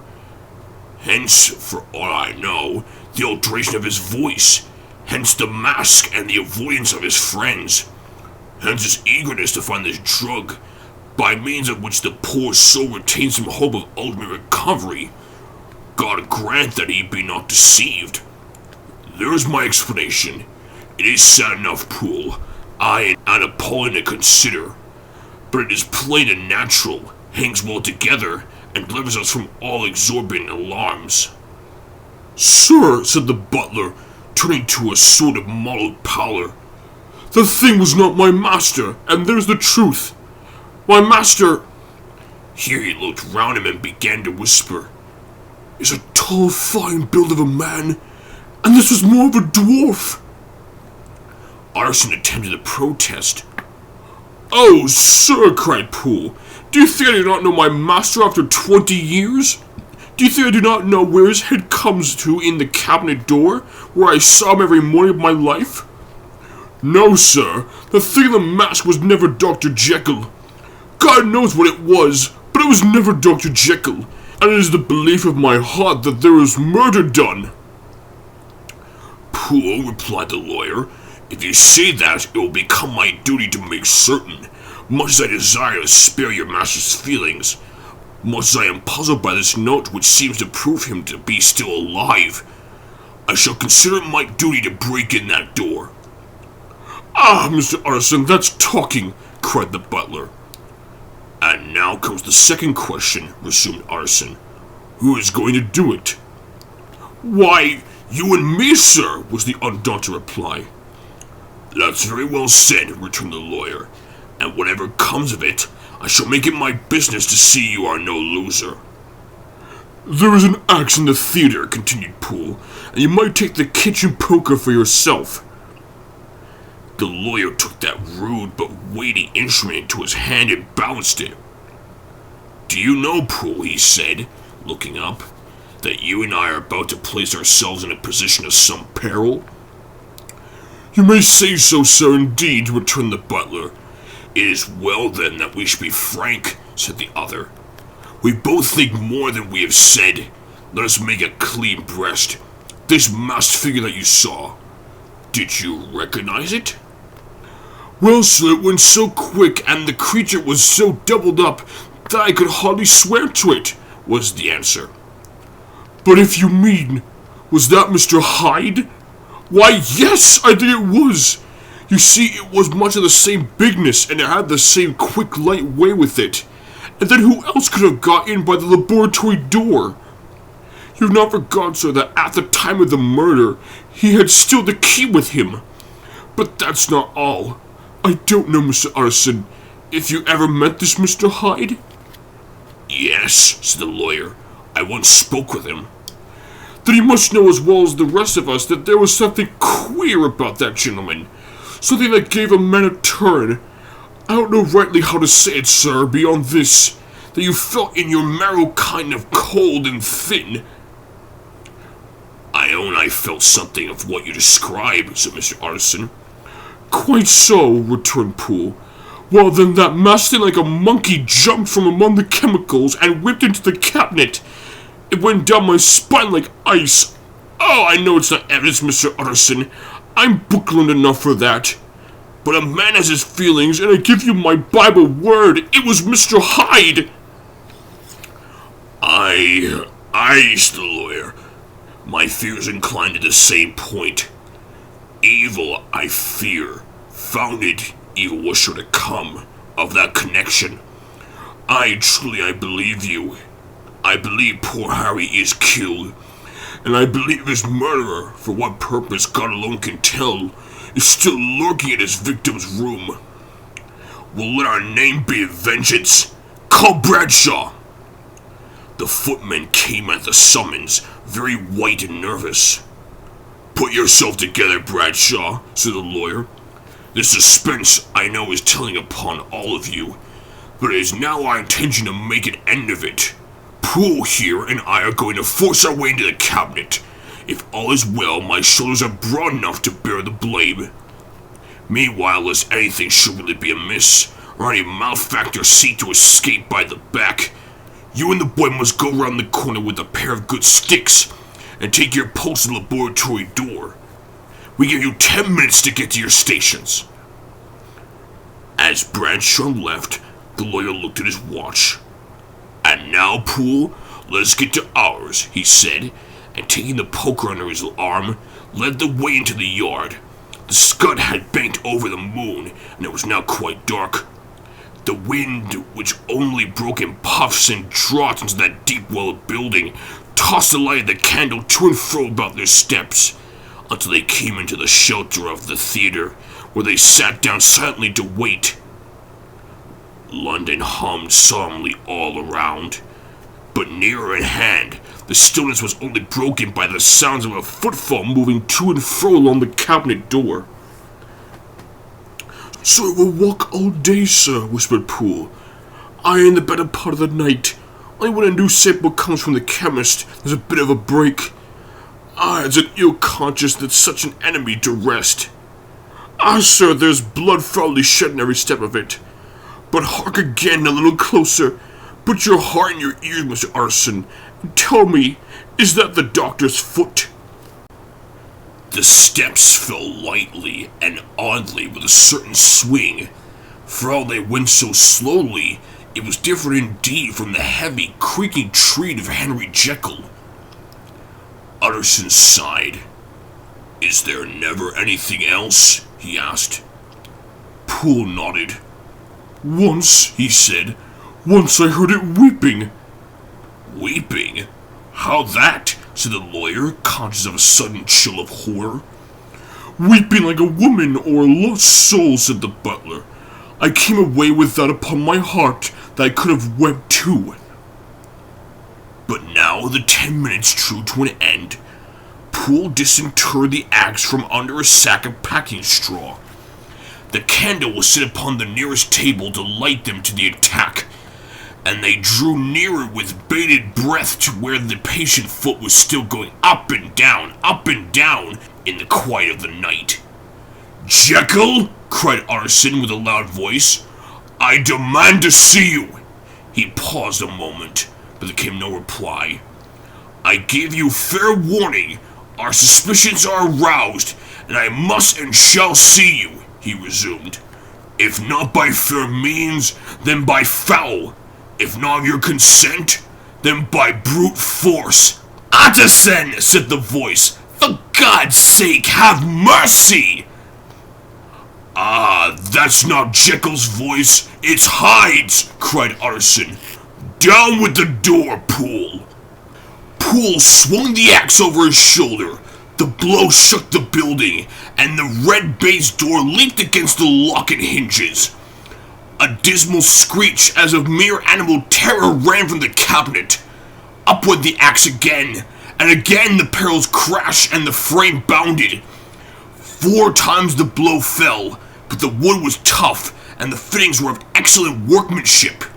And it was not until the 5th that the lock burst and the rack of the door fell inwards on the carpet.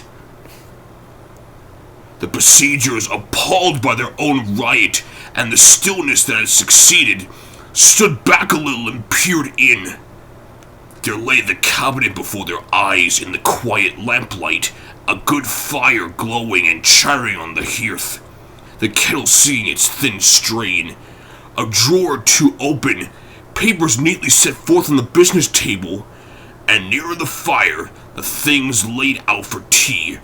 The quietest room, you would have said, and, but for the glazed presses full of chemicals, the most commonplace that night in London. Right in the midst, there lay the body of a man slowly contorted and still twitching. They drew near on tiptoe, turned it on its back, and beheld the face of Edward Hyde. He was dressed in clothes far too large for him, clothes of the doctor's bigness. The cords of his face still moved with the semblance of life, but life was quite gone, and by the crushed vial in the hand, and the strong smell of kernels that hung upon the air, Arson knew that he was looking on the body of a self-destroyer. "We have come too late," he said sternly, "whether to save or punish. Hyde is gone to his account, and it only remains for us to find the body of your master." The far greater proportion of the building was occupied by the theater, which filled almost the whole ground story and was lighted from above and by the cabinet, which formed an upper story at one end and looked upon the court. A corridor joined the theater to the door on the by-street, and with this the cabinet communicated separately by a second flight of stairs. There were besides a few dark closets and a spacious cellar. All these they now thoroughly examined. Each closet needed but a glance, for all were empty, and all, by the dust that fell from their doors, had stood long unopened.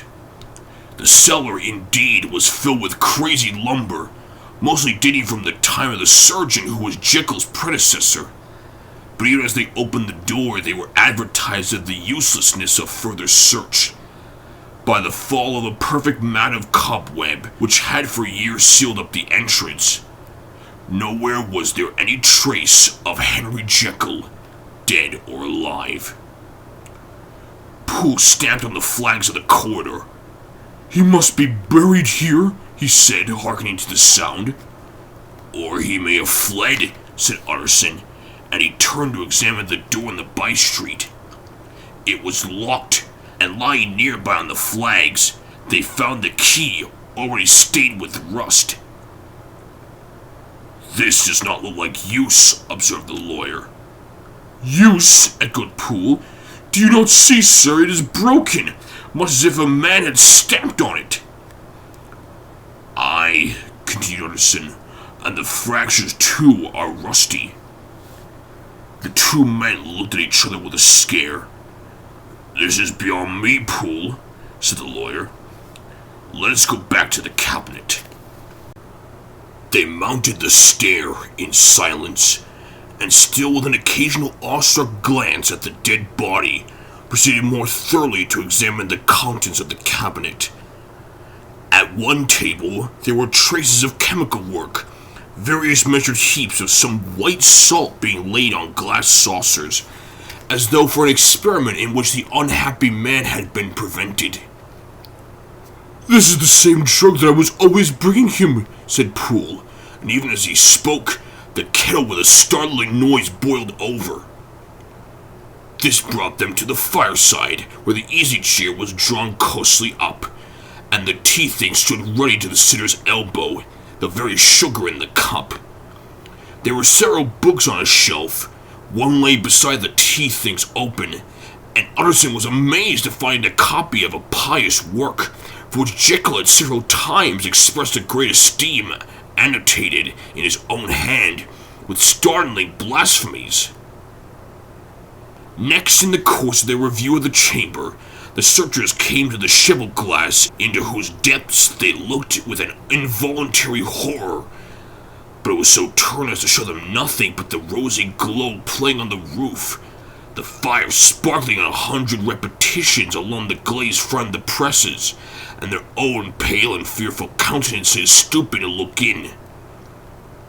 "This glass has seen some strange things, sir," whispered Poole.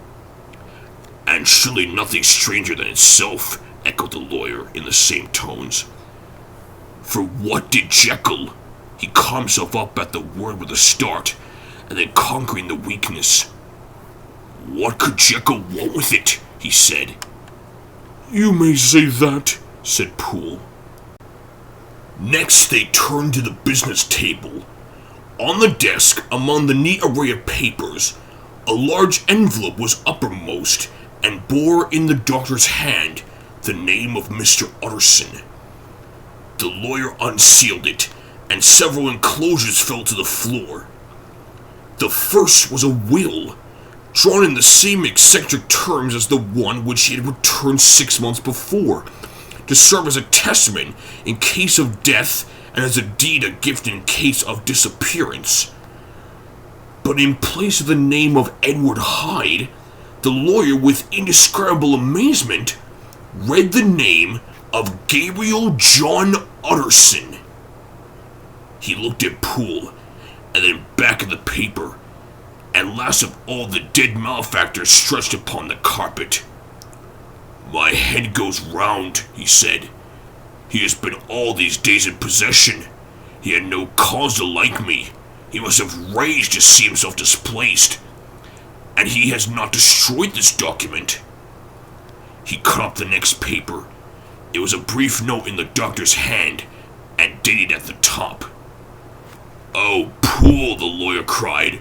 "He was alive and here this day. He could not have been disposed of in so short a space. He must be still alive. He must have fled. And then, why fled and how?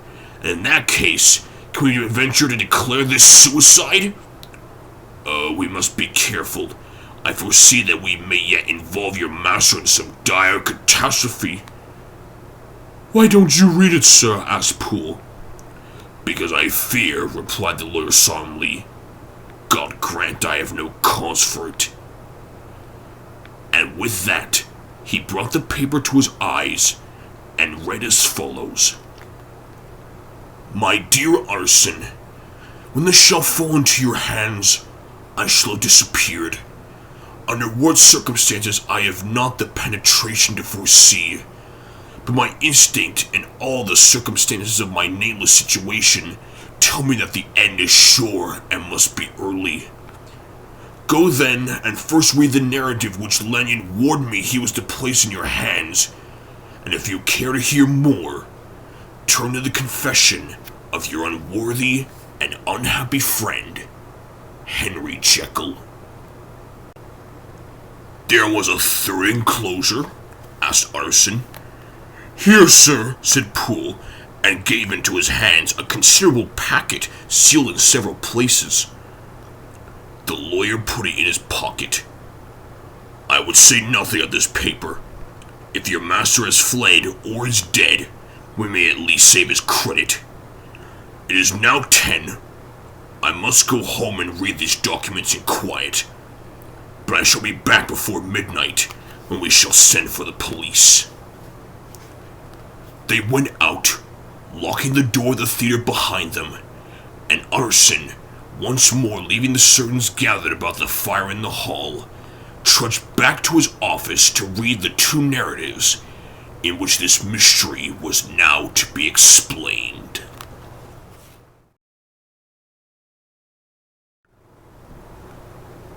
Chapter 9. Dr. Lanyon's Narrative.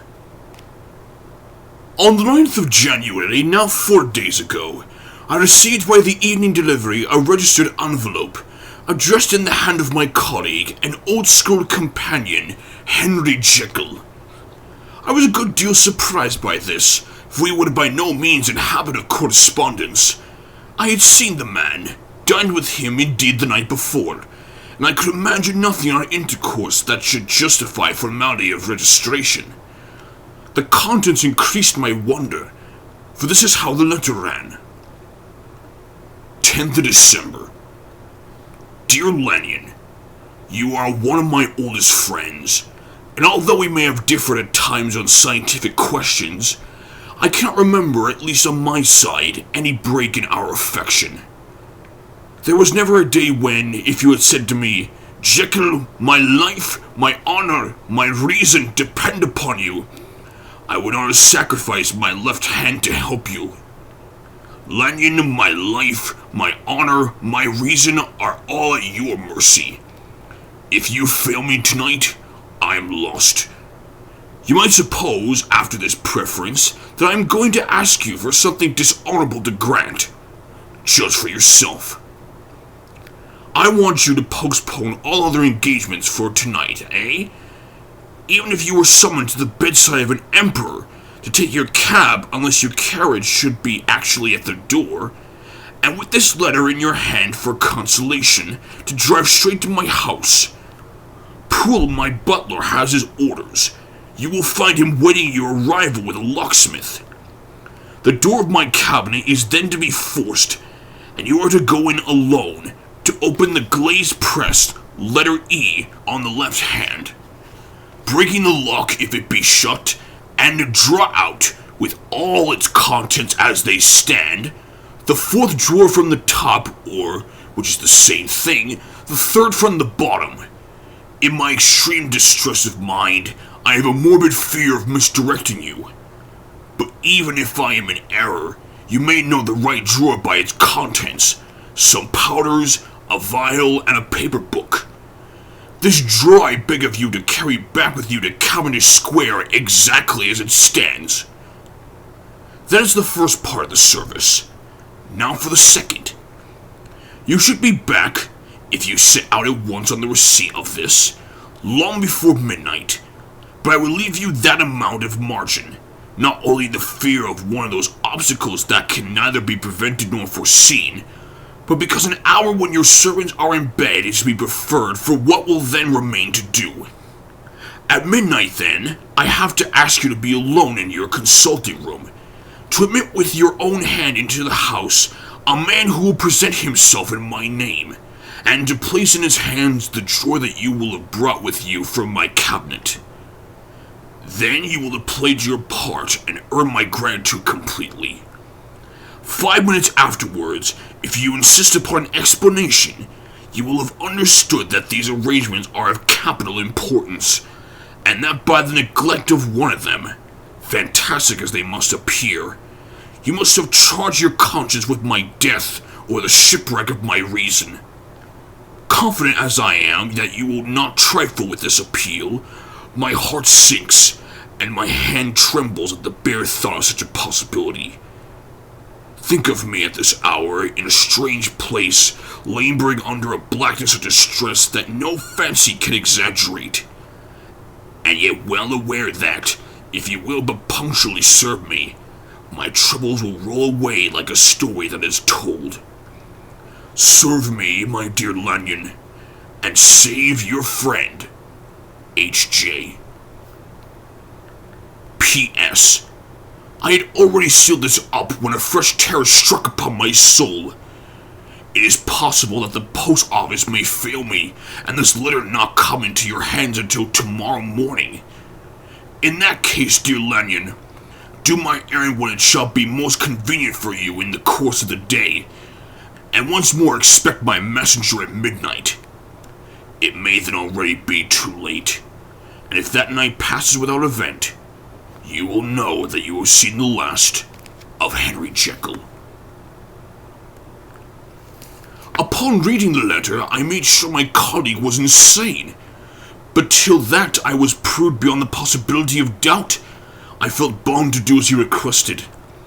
The less I understood of this fargo, the less I was in a position to judge of its importance. And an appeal so worded could not be set aside without a grave responsibility. I arose accordingly from table, got into a hansom, and drove straight to Jekyll's house. The butler was awaiting my arrival. He had received by the same post as mine a registered letter of instruction, and had sent once for a locksmith and a carpenter. The tradesmen came while we were yet speaking, and we moved in a body to old Dr. Denman's surgical theatre, from which, as you are doubtless aware, Jekyll's private cabinet is most conveniently entered. The door was very strong, the lock excellent. The carpenter avowed he would have great trouble and have to do much damage, if force were to be used, and the locksmith was near despair. But this last was a handy fellow, and after 2 hours' work, the door stood open. The press marked E was unlocked, and I took the drawer, had filled it with straw and tied in a sheet. and returned with it to Cavendish Square. Here I proceeded to examine its contents. The powders were neatly enough made up, but not with an idea of the dispensing chemist, so that it was plain they were of Jekyll's private manufacture. And when I opened one of the wrappers, I found what seemed to be a simple crystalline salt of a white color.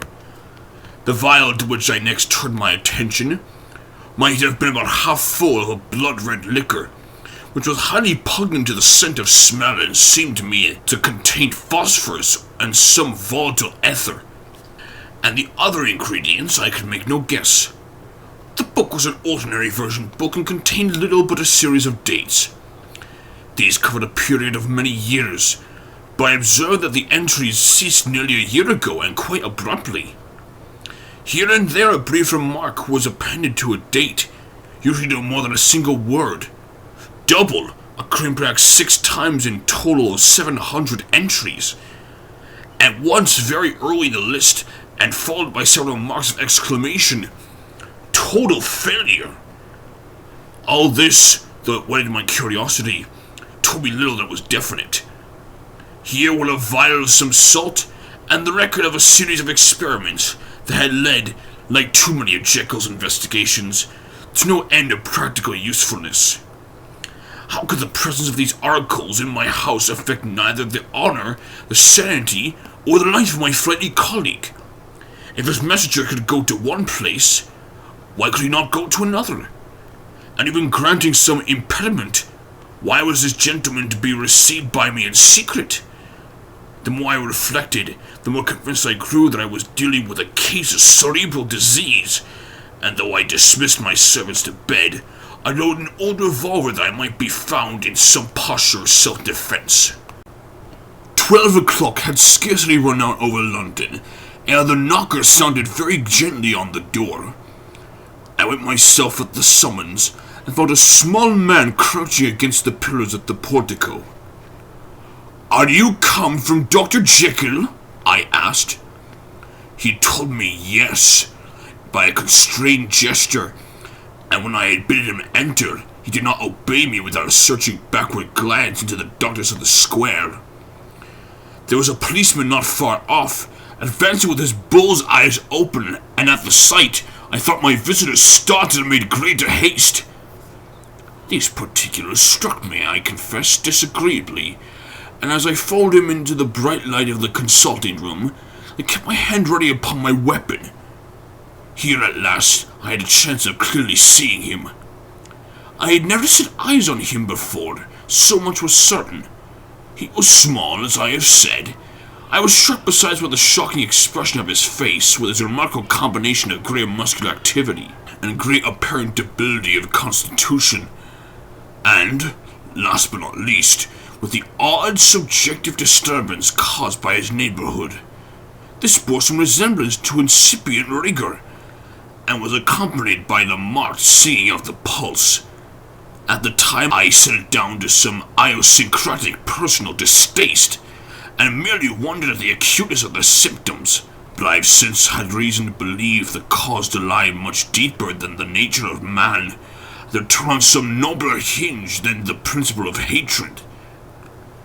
The person who went thus from the first moment of his entrance struck in me what I can only describe as disgustful curiosity, was dressed in a fashion that would have made an ordinary person laughable. His clothes, that is to say, although they were of rich and sober fabric, were enormously too large for him in every measurement.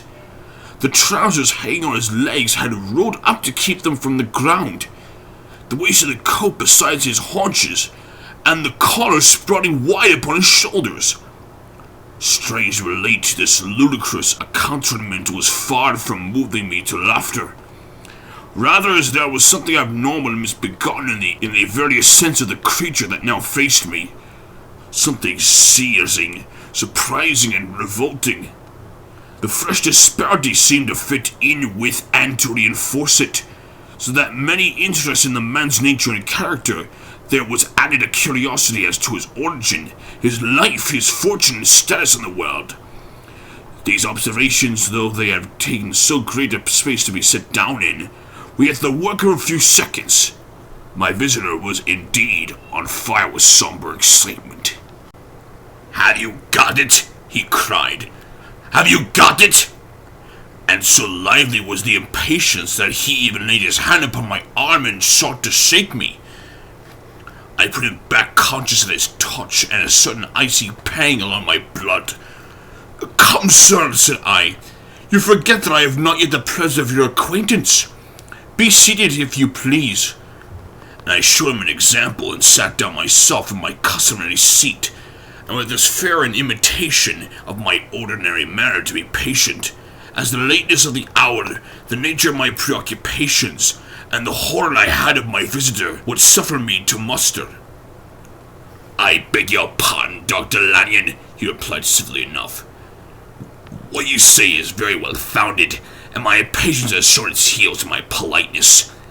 I come here at the instance of your colleague, Dr. Henry Jekyll, on a piece of business of some moment, and I understood—" He paused and put his hand to his throat, and I could see, in spite of his collected manner, that he was wrestling against the approaches of the hysteria. "I understood a draw." But here I took pity on my visitor's suspense, and some perhaps on my ungrowing curiosity. "There it is, sir," said I, pointing to the drawer where it lay on the floor behind a table and still covered with the sheet.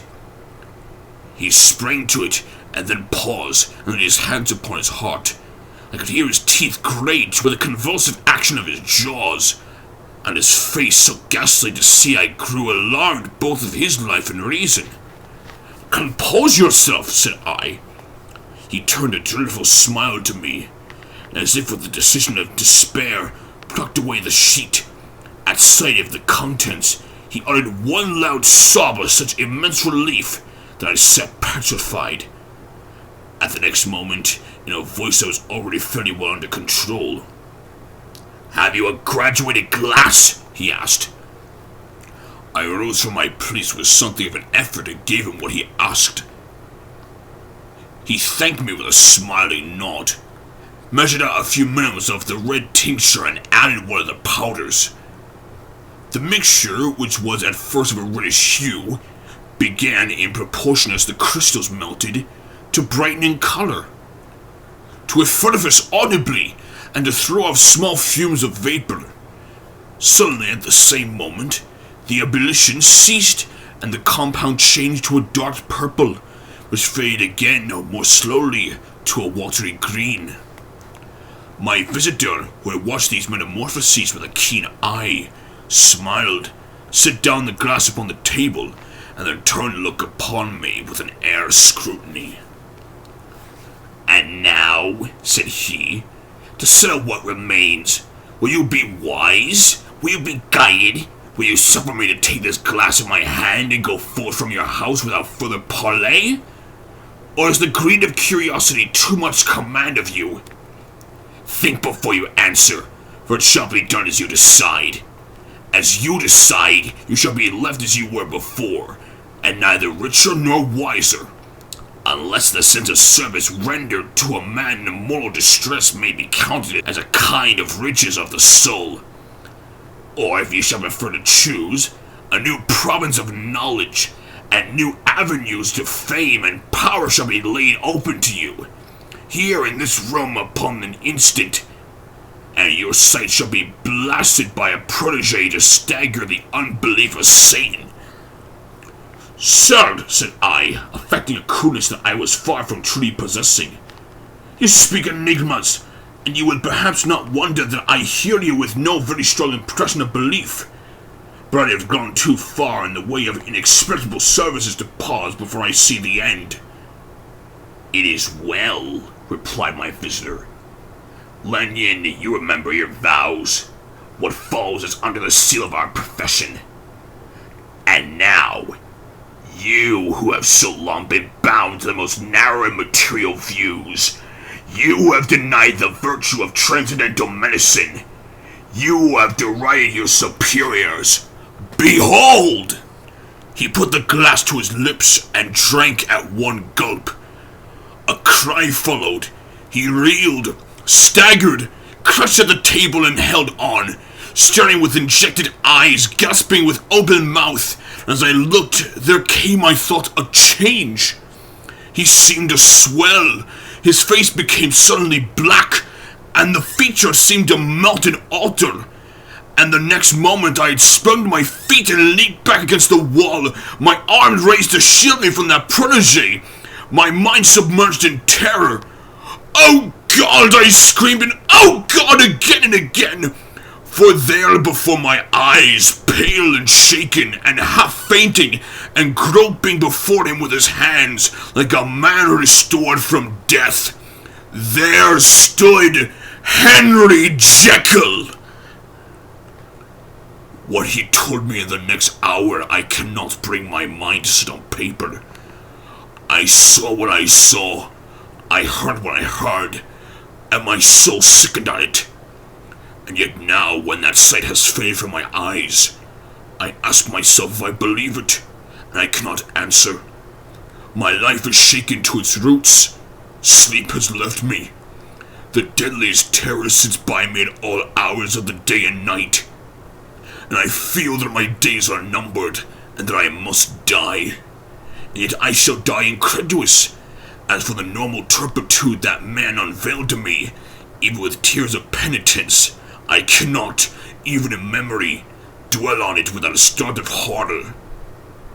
I will say but one thing, Utterson, and that, if you can bring your mind to credit it, will be more than enough.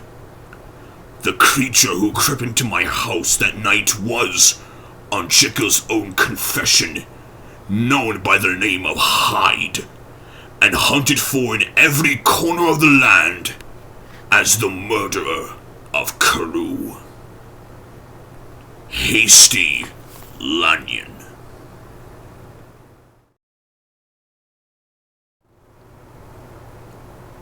Chapter 10.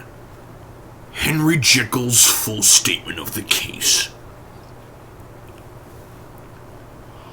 I was born to a large fortune, endowed besides with excellent parts, inclined by nature to industry, fond of the respect of the wise and good among my fellowmen, and thus, as might have been supposed, with every guarantee of an honorable and distinguished future.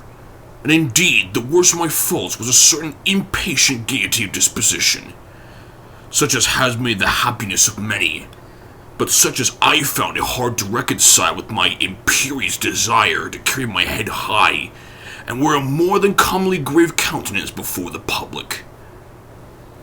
Hence, it came about that I concealed my pleasures, and that when I reached years of reflection, and began to look round me, and take shock of my progress and position in the world, I stood already committed to a profound duplicity of life. Many a man would have even blazoned such irregularities as I was guilty of, but from the high views that I had set before me, I regarded and hid them with an almost morbid sense of shame. It was thus rather the exacting nature of my aspirations than any particular degradation in my faults that made me what I was, and, with even a deeper trench than in the majority of men, severed in me those promises of good and ill which divide and compound man's dual nature. In this case, I was driven to reflect deeply and inveterately on that hard law of life which lies at the root of religion and is one of the most plentiful springs of distress. Though so profound a double-dealer, I was in no sense a hypocrite. Both sides of me were in dead earnest. I was no more myself when I lay aside restraint and plunged in shame than when I labored in the eye of day at the further hence of knowledge or the relief of sorrow and suffering. And it chanced that the direction of my scientific studies, which led wholly towards the mystic and the transcendental, reacted and shed a strong light on this consciousness of the perennial war among my members. With every day, and from both sides of my intelligence, the moral and the intellectual, I thus drew steadily nearer to that truth by whose partial discovery I have not been doomed to such a dreadful shipwreck, that man is not truly one, but truly two. I say two because the state of my own knowledge has not passed beyond that point. Others will follow. Others will outstrip me on the same lines, and I hazard the guess that man will be ultimately known for a mere polity of multifarious, incongruous, and independent denizens. I, for my part, from the nature of my life, advanced infallibly in one direction, and in one direction only. It was on the moral side, and in my own person, that I learned to recognize the thorough and primitive duality of man. I saw that, of the two natures that contended in the field of my consciousness, even if I could rightly be said to be either, it was only because I was radically both. And from an early date, even before the course of my scientific discoveries had begun to suggest the most naked possibility of such a miracle, I had learned to dwell with pleasure, as a beloved daydream, on the thought of the separation of these elements. If each, I told myself, could be housed in separate identities, life would be relieved of all that was unbearable. The unjust might go his way, delivered from the aspirations and remorse of his more upright twin, and the just could walk steadfastly and securely on his upward path, doing the good things in which he found his pleasure, and no longer exposed to disgrace and penitence by the hands of this extraneous evil. It was the curse of mankind that these incongruous faggots were thus bound together, that in the agonized womb of consciousness, these polar twins should be continuously struggling. How, then, were they dissociated? I was so far in my reflections when, as I have said, a side light began to shine upon the subject from the laboratory table. I began to perceive more deeply than it has ever yet been stated the trembling immateriality, the mist-like transience of this seemingly so solid body in which we walk attired. Certain agents I found to have the power to shake and pluck back that fleshly vestment, even as a wind might toss the curtains of a pavilion. For two good reasons, I will not enter deeply into the scientific branch of my confession. First, because I have been made to learn that the doom and burden of our life is bound forever on man's shoulders, and when the attempt is made to cast it off, it but returns upon us with more unfamiliar and more awful pleasure. Second, because, as my narrative will make, alas, too evident, my discoveries were incomplete.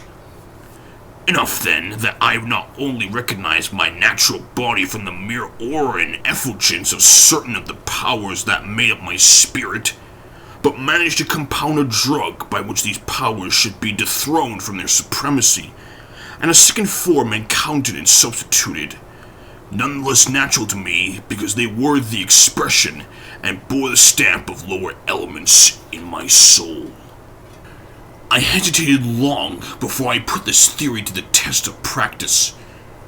I knew well that I risked death, for any drug that so potently controlled and shook the very fortress of identity might, by the least scruple of an overdose, or at the least inopportunity in the moment of exhibition, utterly blot out that immaterial tabernacle which I looked to it to change.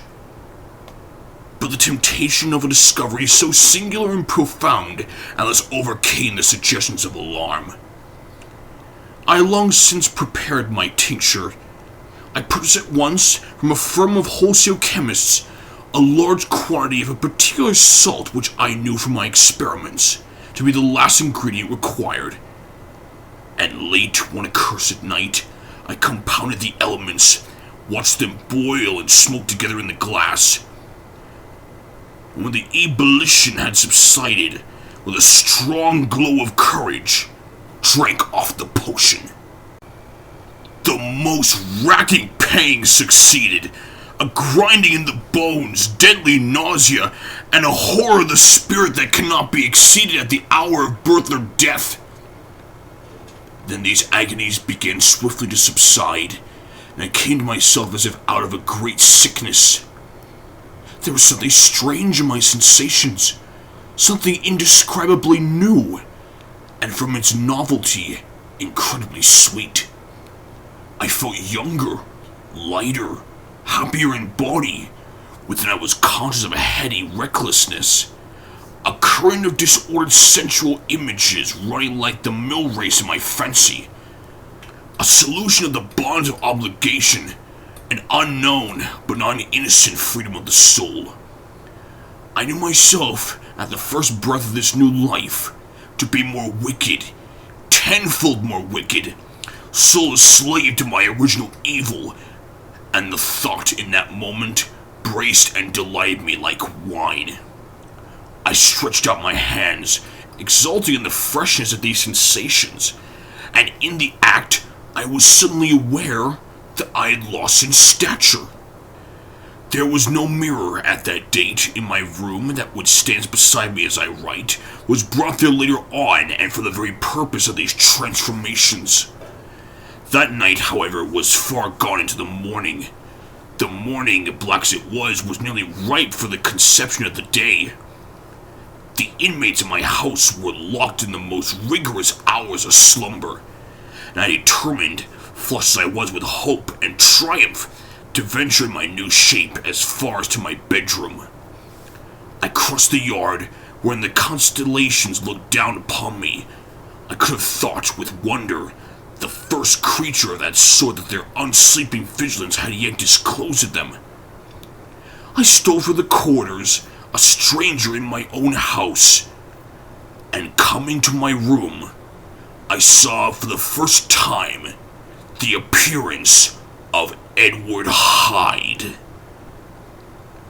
I must here speak by theory alone, say not that which I know, but that which I suppose to be more probable.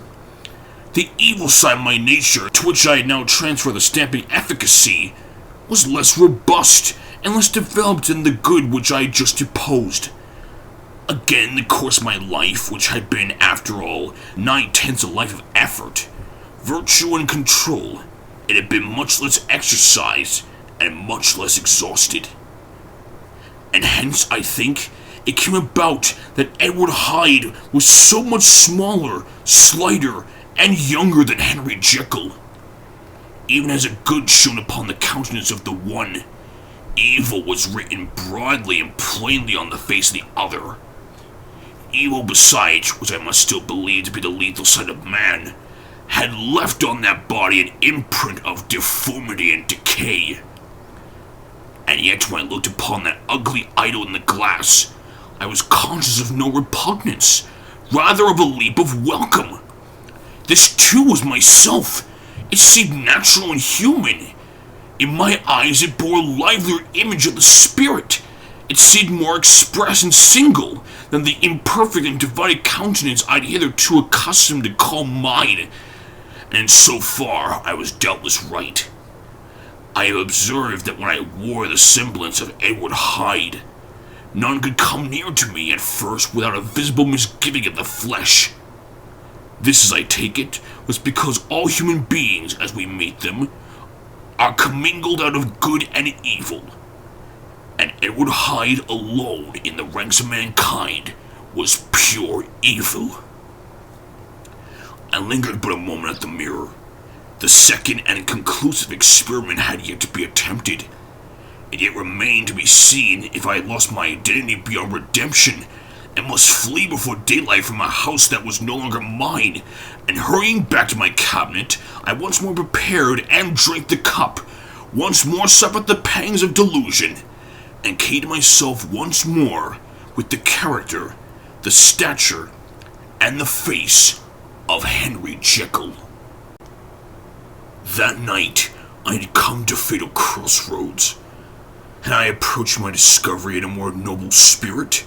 Had I risked the experiment while under the empire of generous or pious aspirations?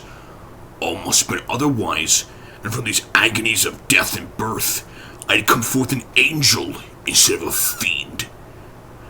The drug had no discriminating action. It was neither diabolical nor divine.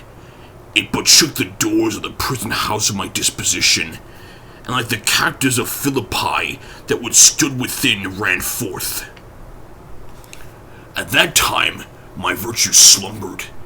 My evil, kept awake by ambition, was alert and swift to seize the occasion.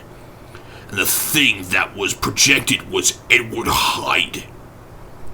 Hence, although I now had two characters as well as two appearances, one was wholly evil, and the other was still the old Henry Jekyll, that incongruous compound of whose reformation and improvement I'd already learned to despair. The movement was thus wholly toward the worse. Even at that time, I had not conquered my aversion to the dryness of a life of study.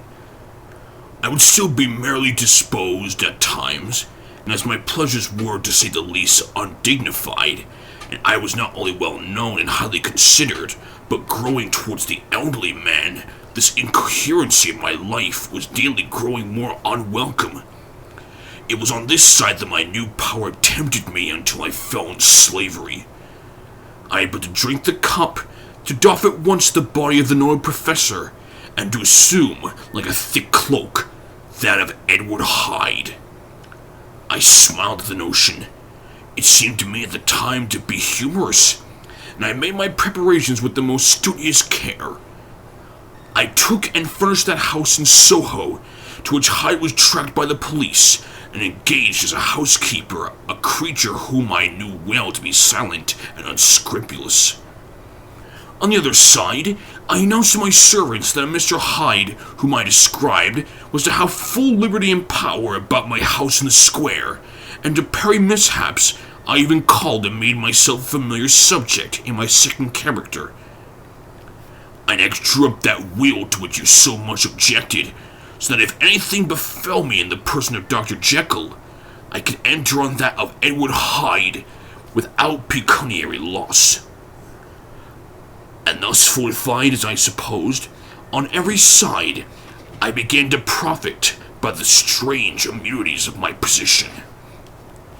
Men have before hired bravos to transact their crimes, while their own person and reputation sat under shelter. I was the first that ever did so for his pleasures.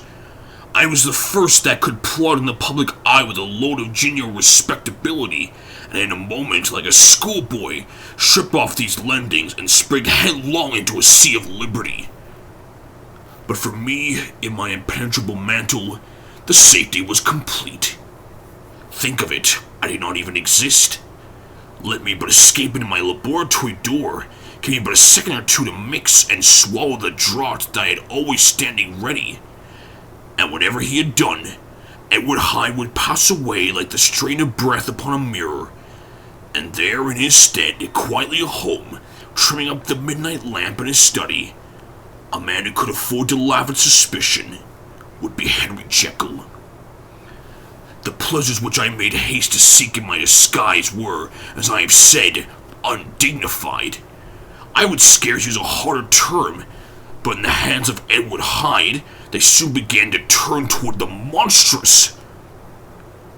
When I would come back from these excursions, I was often plunged into a kind of wonder at my vicarious depravity.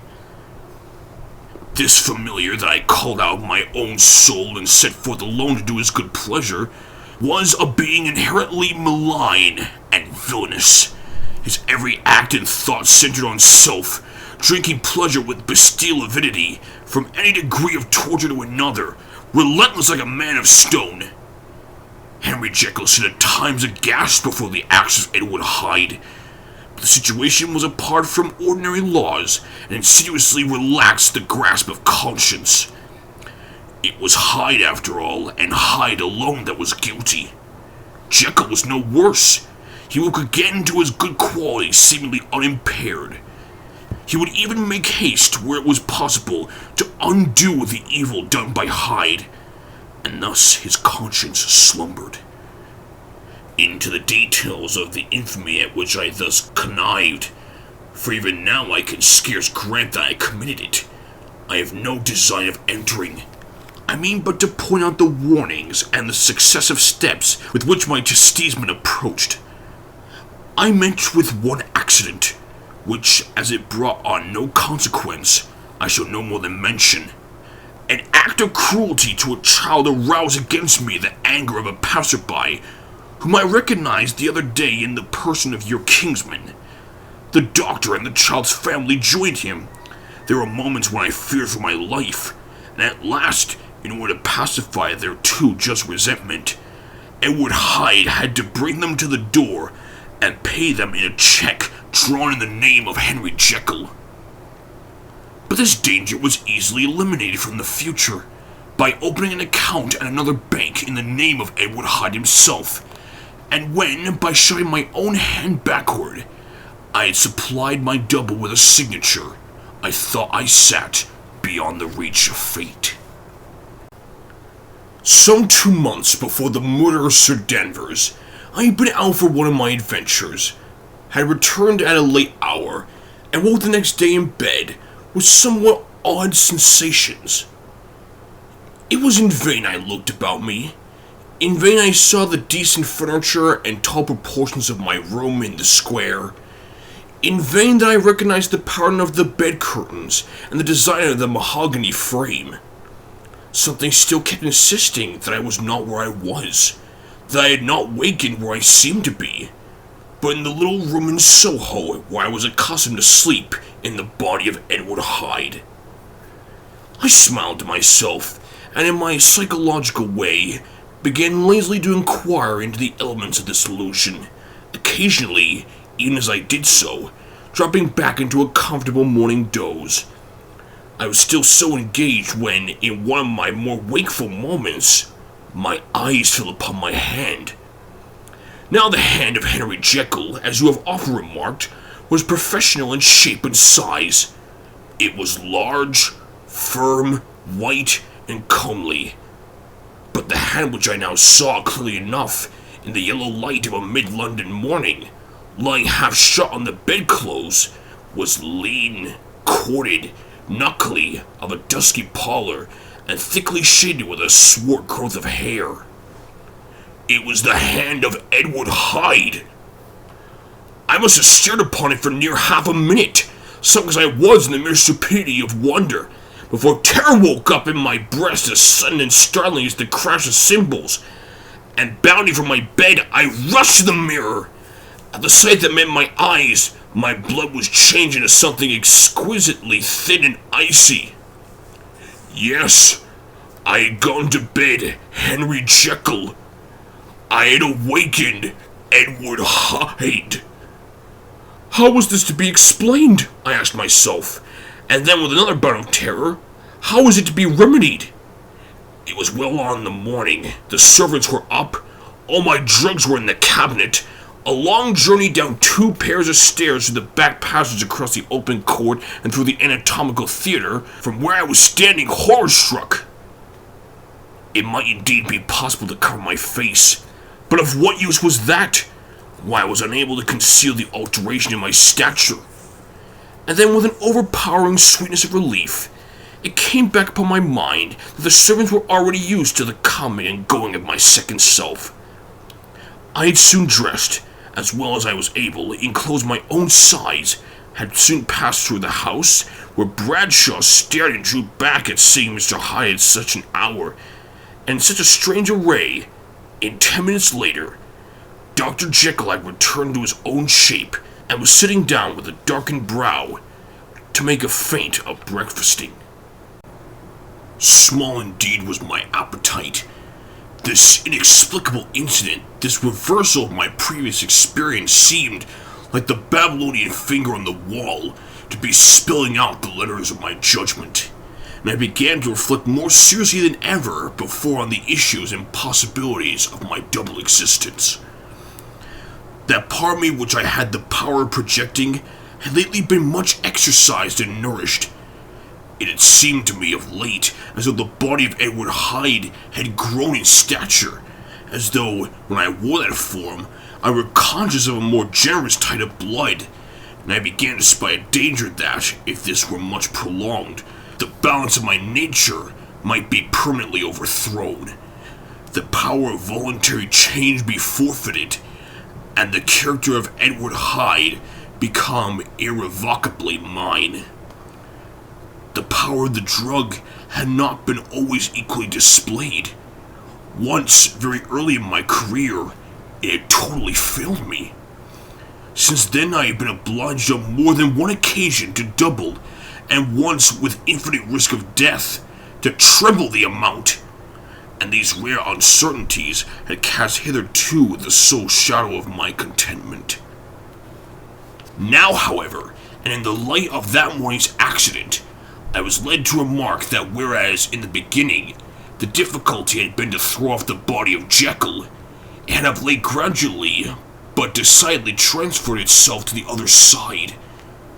All things therefore seemed to point to this, that I was slowly losing hold of my original and bitter self, and becoming slowly incorporated with my second and worse. Between these two, I now felt I had to choose. My two natures had memory in common, but all their faculties were most unequally shared between them. Jekyll, who was composite, now with the most sensitive apprehensions, now with a greedy gusto projected and shared in the pleasures and adventures of Hyde. But Hyde was indifferent to Jekyll, or but remembered him as the mountain bandit remembers the cavern in which he conceals himself from pursuit. Jekyll had more than a father's interest. Hyde had more than a son's indifference.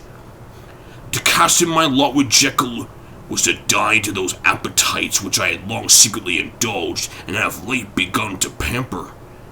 To cast it in with Hyde was to die to 1,000 interests and aspirations, and to become, at a blow and forever, despised and friendless.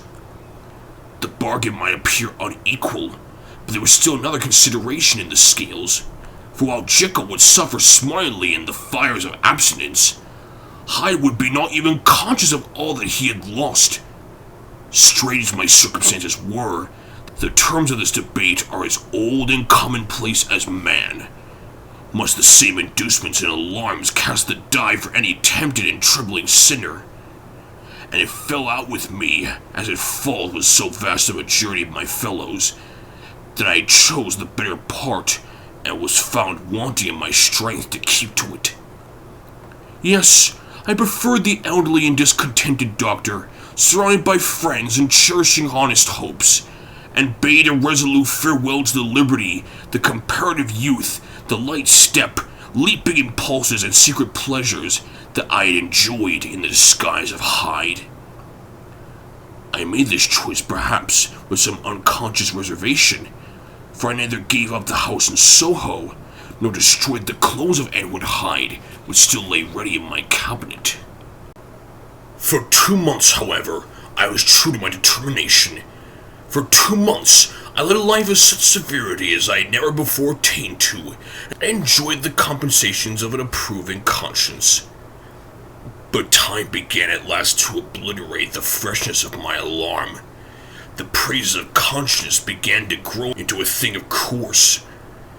I began to be tortured with throes and longings, as of Hyde struggling after freedom. And at last, in an hour of moral weakness, I once again compounded and swallowed the transforming draught. I do not suppose that, when a drunkard reasons with himself upon his vice, he is once out of 500 times affected by the dangers that he runs through his brutish, physical insensibility. Neither had I, long as I had considered my position, made enough allowance for the complete moral insensibility and insensate readiness to evil, which were the leading characters of Edward Hyde. Yes, it was by these that I was punished. My devil had been long caged. He came out roaring. I was conscious, even when I took the draught, of a more unbridled, a more furious propensity to evil. It must have been this, I suppose, that stirred in my soul the tempest of impatience with which I listened to the civilities of my unhappy victim. I declare at last before God, no man morally sane could have been guilty of that crime upon so pitiful a provocation, and that I struck in no more reasonable spirit than that in which a sick child may bring a plaything. But I had involuntarily stripped myself of all these balancing instincts, by which even the worst of us continues to walk with some degree of steadiness among temptations, and in my case to be tempted, however slightly, was to fall. Instantly, the spirit of hell awoke in me and raged. With a transport of glee, I mauled the unresisting body, tasting delight from every blow, and it was not till weariness had begun to succeed that I was suddenly, in the top fit of my delirium, struck through the heart by a cold thrill of terror. A mist disappeared. I saw my life be forfeit and fled from the scene of these ecstasies, at once glorifying and trembling. My lust of evil gratified and stimulated, my love of life screwed to the topmost peg. I ran to the house in Soho and, to make assurance doubly sure, destroyed my papers.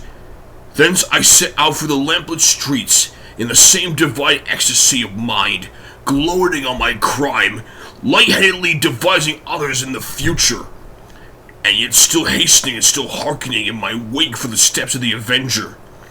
I had a song upon his lips as he compounded the draught, and as he drank it, pledging the dead man.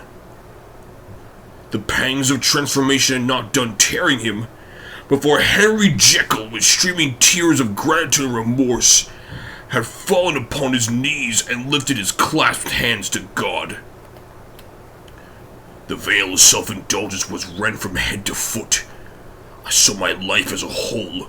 I folded up from the days of childhood when I walked with my father's hand, and for the self-denying toils of my professional life, to arrive again and again with the same sense of unreality and the damned horrors of the evening. I could have screamed aloud. I sought with tears and prayers to smother down the crowd of hideous images and sounds with which my memory swarmed against me. And still between the petitions, the ugly face of my inquiries stared into my soul. As the acuteness of this remorse began to die away, it was succeeded by a sense of joy. The problem of my conduct was solved. Hyde was thenceforth impossible, whether I would or not. I was now confined to the bare part of my existence, and oh, how I rejoiced to think of it! With what willing humility I embraced anew the restrictions of natural life. With what sincere renunciation I locked the door by which I had often so gone and come, and ground the key under my heel. The next day came the news that the murder had been overlooked, that the guilt of Hyde was patent to the world, and that the victim was a man high in public estimation. It was not only a crime, it had been a tragic folly. I think I was glad to know it. I think I was glad to have my bitter impulses thus buttressed and guarded by the terrors of the scaffold. Jekyll was now my city of refuge. Let but Hyde peep out an instant, and the hands of all men would be raised to take and slay him. I resolved in my future conduct to redeem the past, and I can say with honesty that my resolve was fruitful of some good. You know yourself how earnestly, in the last months of the last year, I labored to relive suffering. You know that much was done for others, and that the days passed quietly, almost happily for myself. Nor can I truly say that I wearied of these beneficent and innocent life. I think instead that I daily enjoyed it more completely, but I was still cursed with my duality of purpose. And as the first edge of my penitence wore off, the lower side of me, so long indulged, so easily chained down, began to growl for license. Not that I dreamed of resuscitating Hyde. The bare idea of that would startle me to frenzy. No, it was in my own person that I was once more tempted to trifle with my conscience, and it was an ordinary secret sinner that I at last fell before the assaults of temptation. There comes an end to all things. The most capacious measure is filled at last, and this brief condescension to my evil finally destroyed the balance of my soul. Yet I was not alarmed. The fall seemed natural, like a return to the old days before I had made my discovery. It was a fine, clear January day, wet underfoot where the frost had melted, but cloudless overhead, and the Regent's Park was full of winter chirpings and sweet with spring outdoors. I sat in the sun on a bench, the animal within me licking the chops of memory, the spiritual side a little drowsed, promising subsequent penitence, but not yet moved to begin. After all, I reflected, I was like my neighbors, and then I smiled, comparing myself with other men, comparing my active goodwill with the lazy cruelty of their neglect. And at that very moment of that vainglorious thought, a qualm came over me, a horrid nausea and the most deadly shuddering. These passed away and left me faint, and then, as in its turns faintness subsided, I began to be aware of a change in the temper of my thoughts, a greater boldness, a contempt of danger, a sudden of the bloods of obligation. I looked down. My clothes hung formlessly on my shrunken limbs. The hand that I lay on my knee was corded and hairy. I was once more Edward Hyde. A moment before I had been safe of old men's respect, wealthy, beloved, the cloth lying for me in the dining room and home. And now I was the common quarry of mankind, hunted, houseless, a known murderer, thralled to the gallows. My reason wavered, but it did not fail me utterly. I have more than once observed that. In my second character, my faculties seemed sharpened to a point and my spirits more tensely elastic. Thus it came about it, where Jekyll perhaps might have succumbed, Hyde rose to the importance of the moment. My drugs were in one of the presses of my cabinet. How was I to reach them? That was the problem that, crushing my temples in my hands, I set myself to solve. The laboratory door I had closed, as if I sought to enter by the house, my own servants would consign me to the gallows. I saw I must employ another hand, and thought of Lanyon. How was he to be reached? How persuaded? Supposing that I escaped capture on the streets, how was I to make my way into his presence? And how should I, an unknown displeasing visitor, prevail on the famous physician to rifle the study of his colleague Dr. Jekyll? Then I remembered that of my original character. One part remained to me.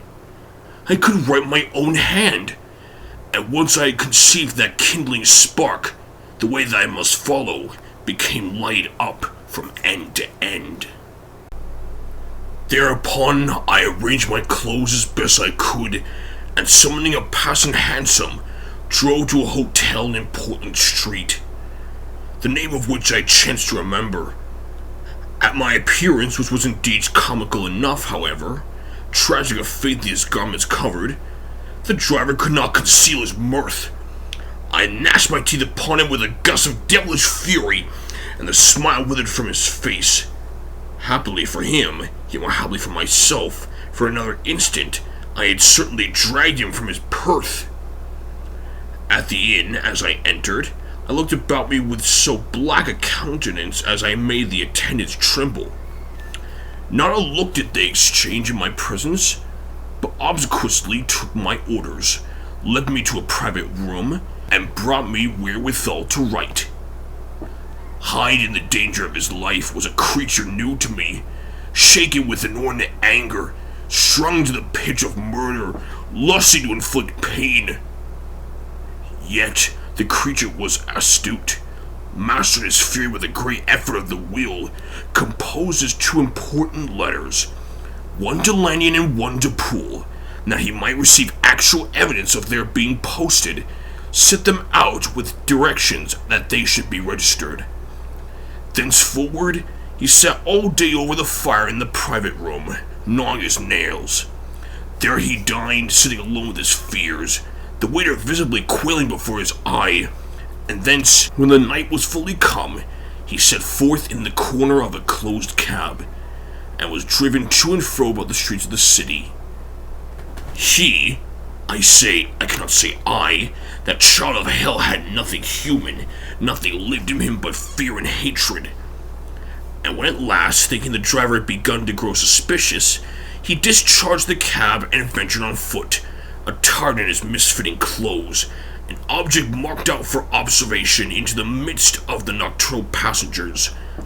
These two base passions raged within him like a tempest. He walked fast, hunted by his fears, chattering to himself, skulking through the less frequented thoroughfares, counting the minutes that still divided him from a midnight. Once a woman spoke to him, offering, I think, a box of lights. He smote her on the face, and she fled. When I came to myself at Lanyon's, the horror of my old friend perhaps affected me somewhat. I do not know. It was at least but a drop in the sea to the abhorrence with which I looked back upon these hours. A change had come over me. It was no longer the fear of the gallows. It was the horror of being Hyde that racked me. I received Lanyon's condemnation partly in a dream. It was partly in a dream that I had come home to my own house and got to bed. I slept after the prostration of the day, with a straitened and profound slumber, which not even the nightmares that wrung me could avail to break. I awoke in the morning shaken, weakened, but refreshed. I still hated and feared the thought of the brute that slept within me, and I had not, of course, forgotten the appalling dangers of the day before. But I was once more at home, in my own house, and close to my drugs, and gratitude for my escape shone so strong in my soul that it almost rivaled the brightness of hope. I was stepping leisurely across the court after breakfast, drinking the chill of the air with pleasure, when I was seized again with those indescribable sensations that heralded the change, and I had but time to gain the shelter of my cabinet, before I was once again raging and freezing with the passions of Hyde. It took on this occasion a double dose to recall me to myself, and alas, 6 hours after, as I sat looking sadly in the fire, the pangs returned, and the drug had to be re-administered. In short, from that day forth, it seemed only by a great effort as of gymnastics, and only under the immediate stimulation of the drug, that I was able to wear the countenance of Jekyll. At all hours of the day and night, I would be taken with the premonitory shudder. Above all, if I slept, or even dozed for a moment in my chair, it was always as Hyde that I awakened. Under the strain of this continually impending doom, and by the sleeplessness to which now I condemned myself, even beyond what I had thought possible to man, I became in my own person a creature eaten up and emptied by fever, languidly weak both in body and mind, and solely occupied by one thought, the horror of my other self. But when I slept, or when the virtue of the medicine wore off, I would leap almost without transition, for the pangs of transformation grew daily less marked, into the possession of a fancy brimming with images of terror, a soul boiling with causeless hatreds, and a body that seemed not strong enough to contain the raging energies of life.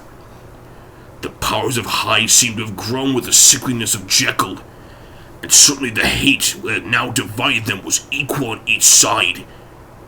With Jekyll, it was a thing of vital instinct. He had now seen the full deformity of that creature that shared with him some of the phenomena of consciousness, and was co-heir with him to death, and beyond these things a community, which in themselves made the most poignant part of his distress.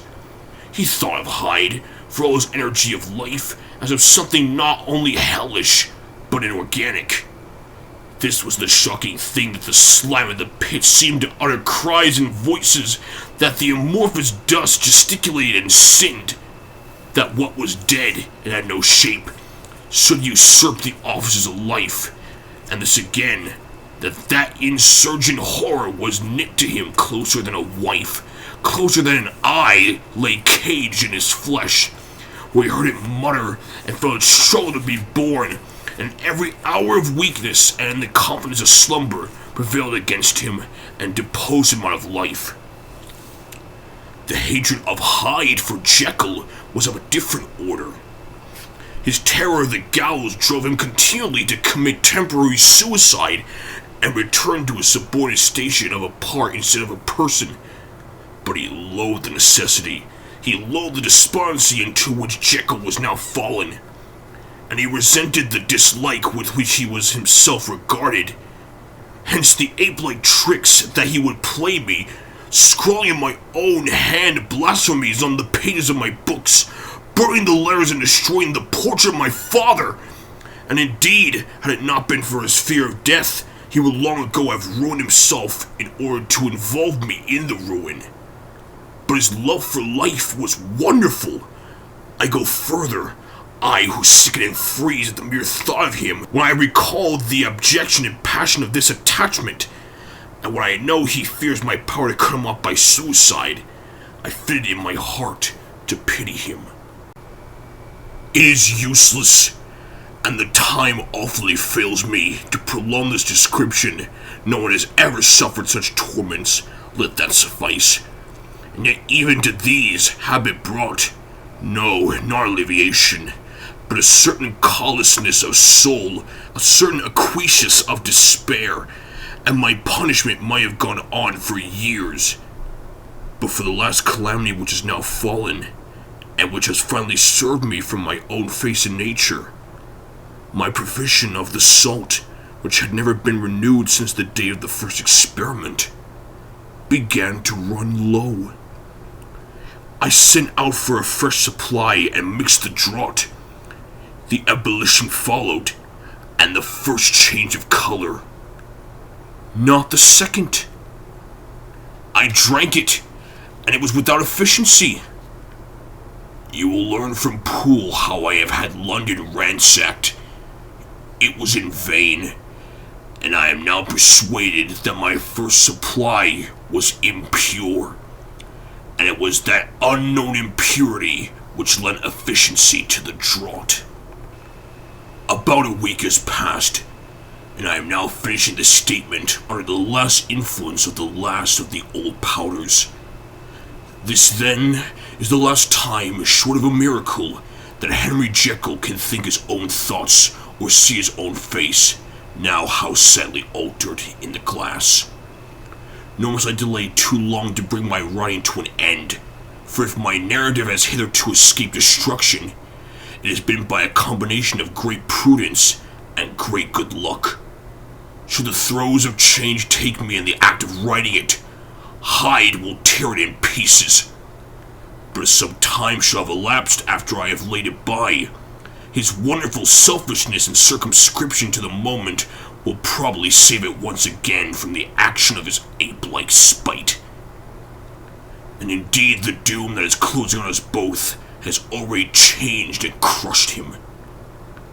Half an hour from now, when I shall again and forever re-endue that hated personality, I know how I shall sit shuddering and weeping in my chair, or continue with the most strained and fear-struck ecstasy of listening, to pace up and down this room, my last earthly refuge, and give ear to every sound of menace. Will Hyde die upon the scaffold? Or will he find courage to release himself at the last moment? God knows. I am careless. This is my true hour of death, and what is to follow concerns another man than myself. Here then, as I lay down the pen, and proceed to seal up my confession, I bring the life of that unhappy Henry Jekyll to an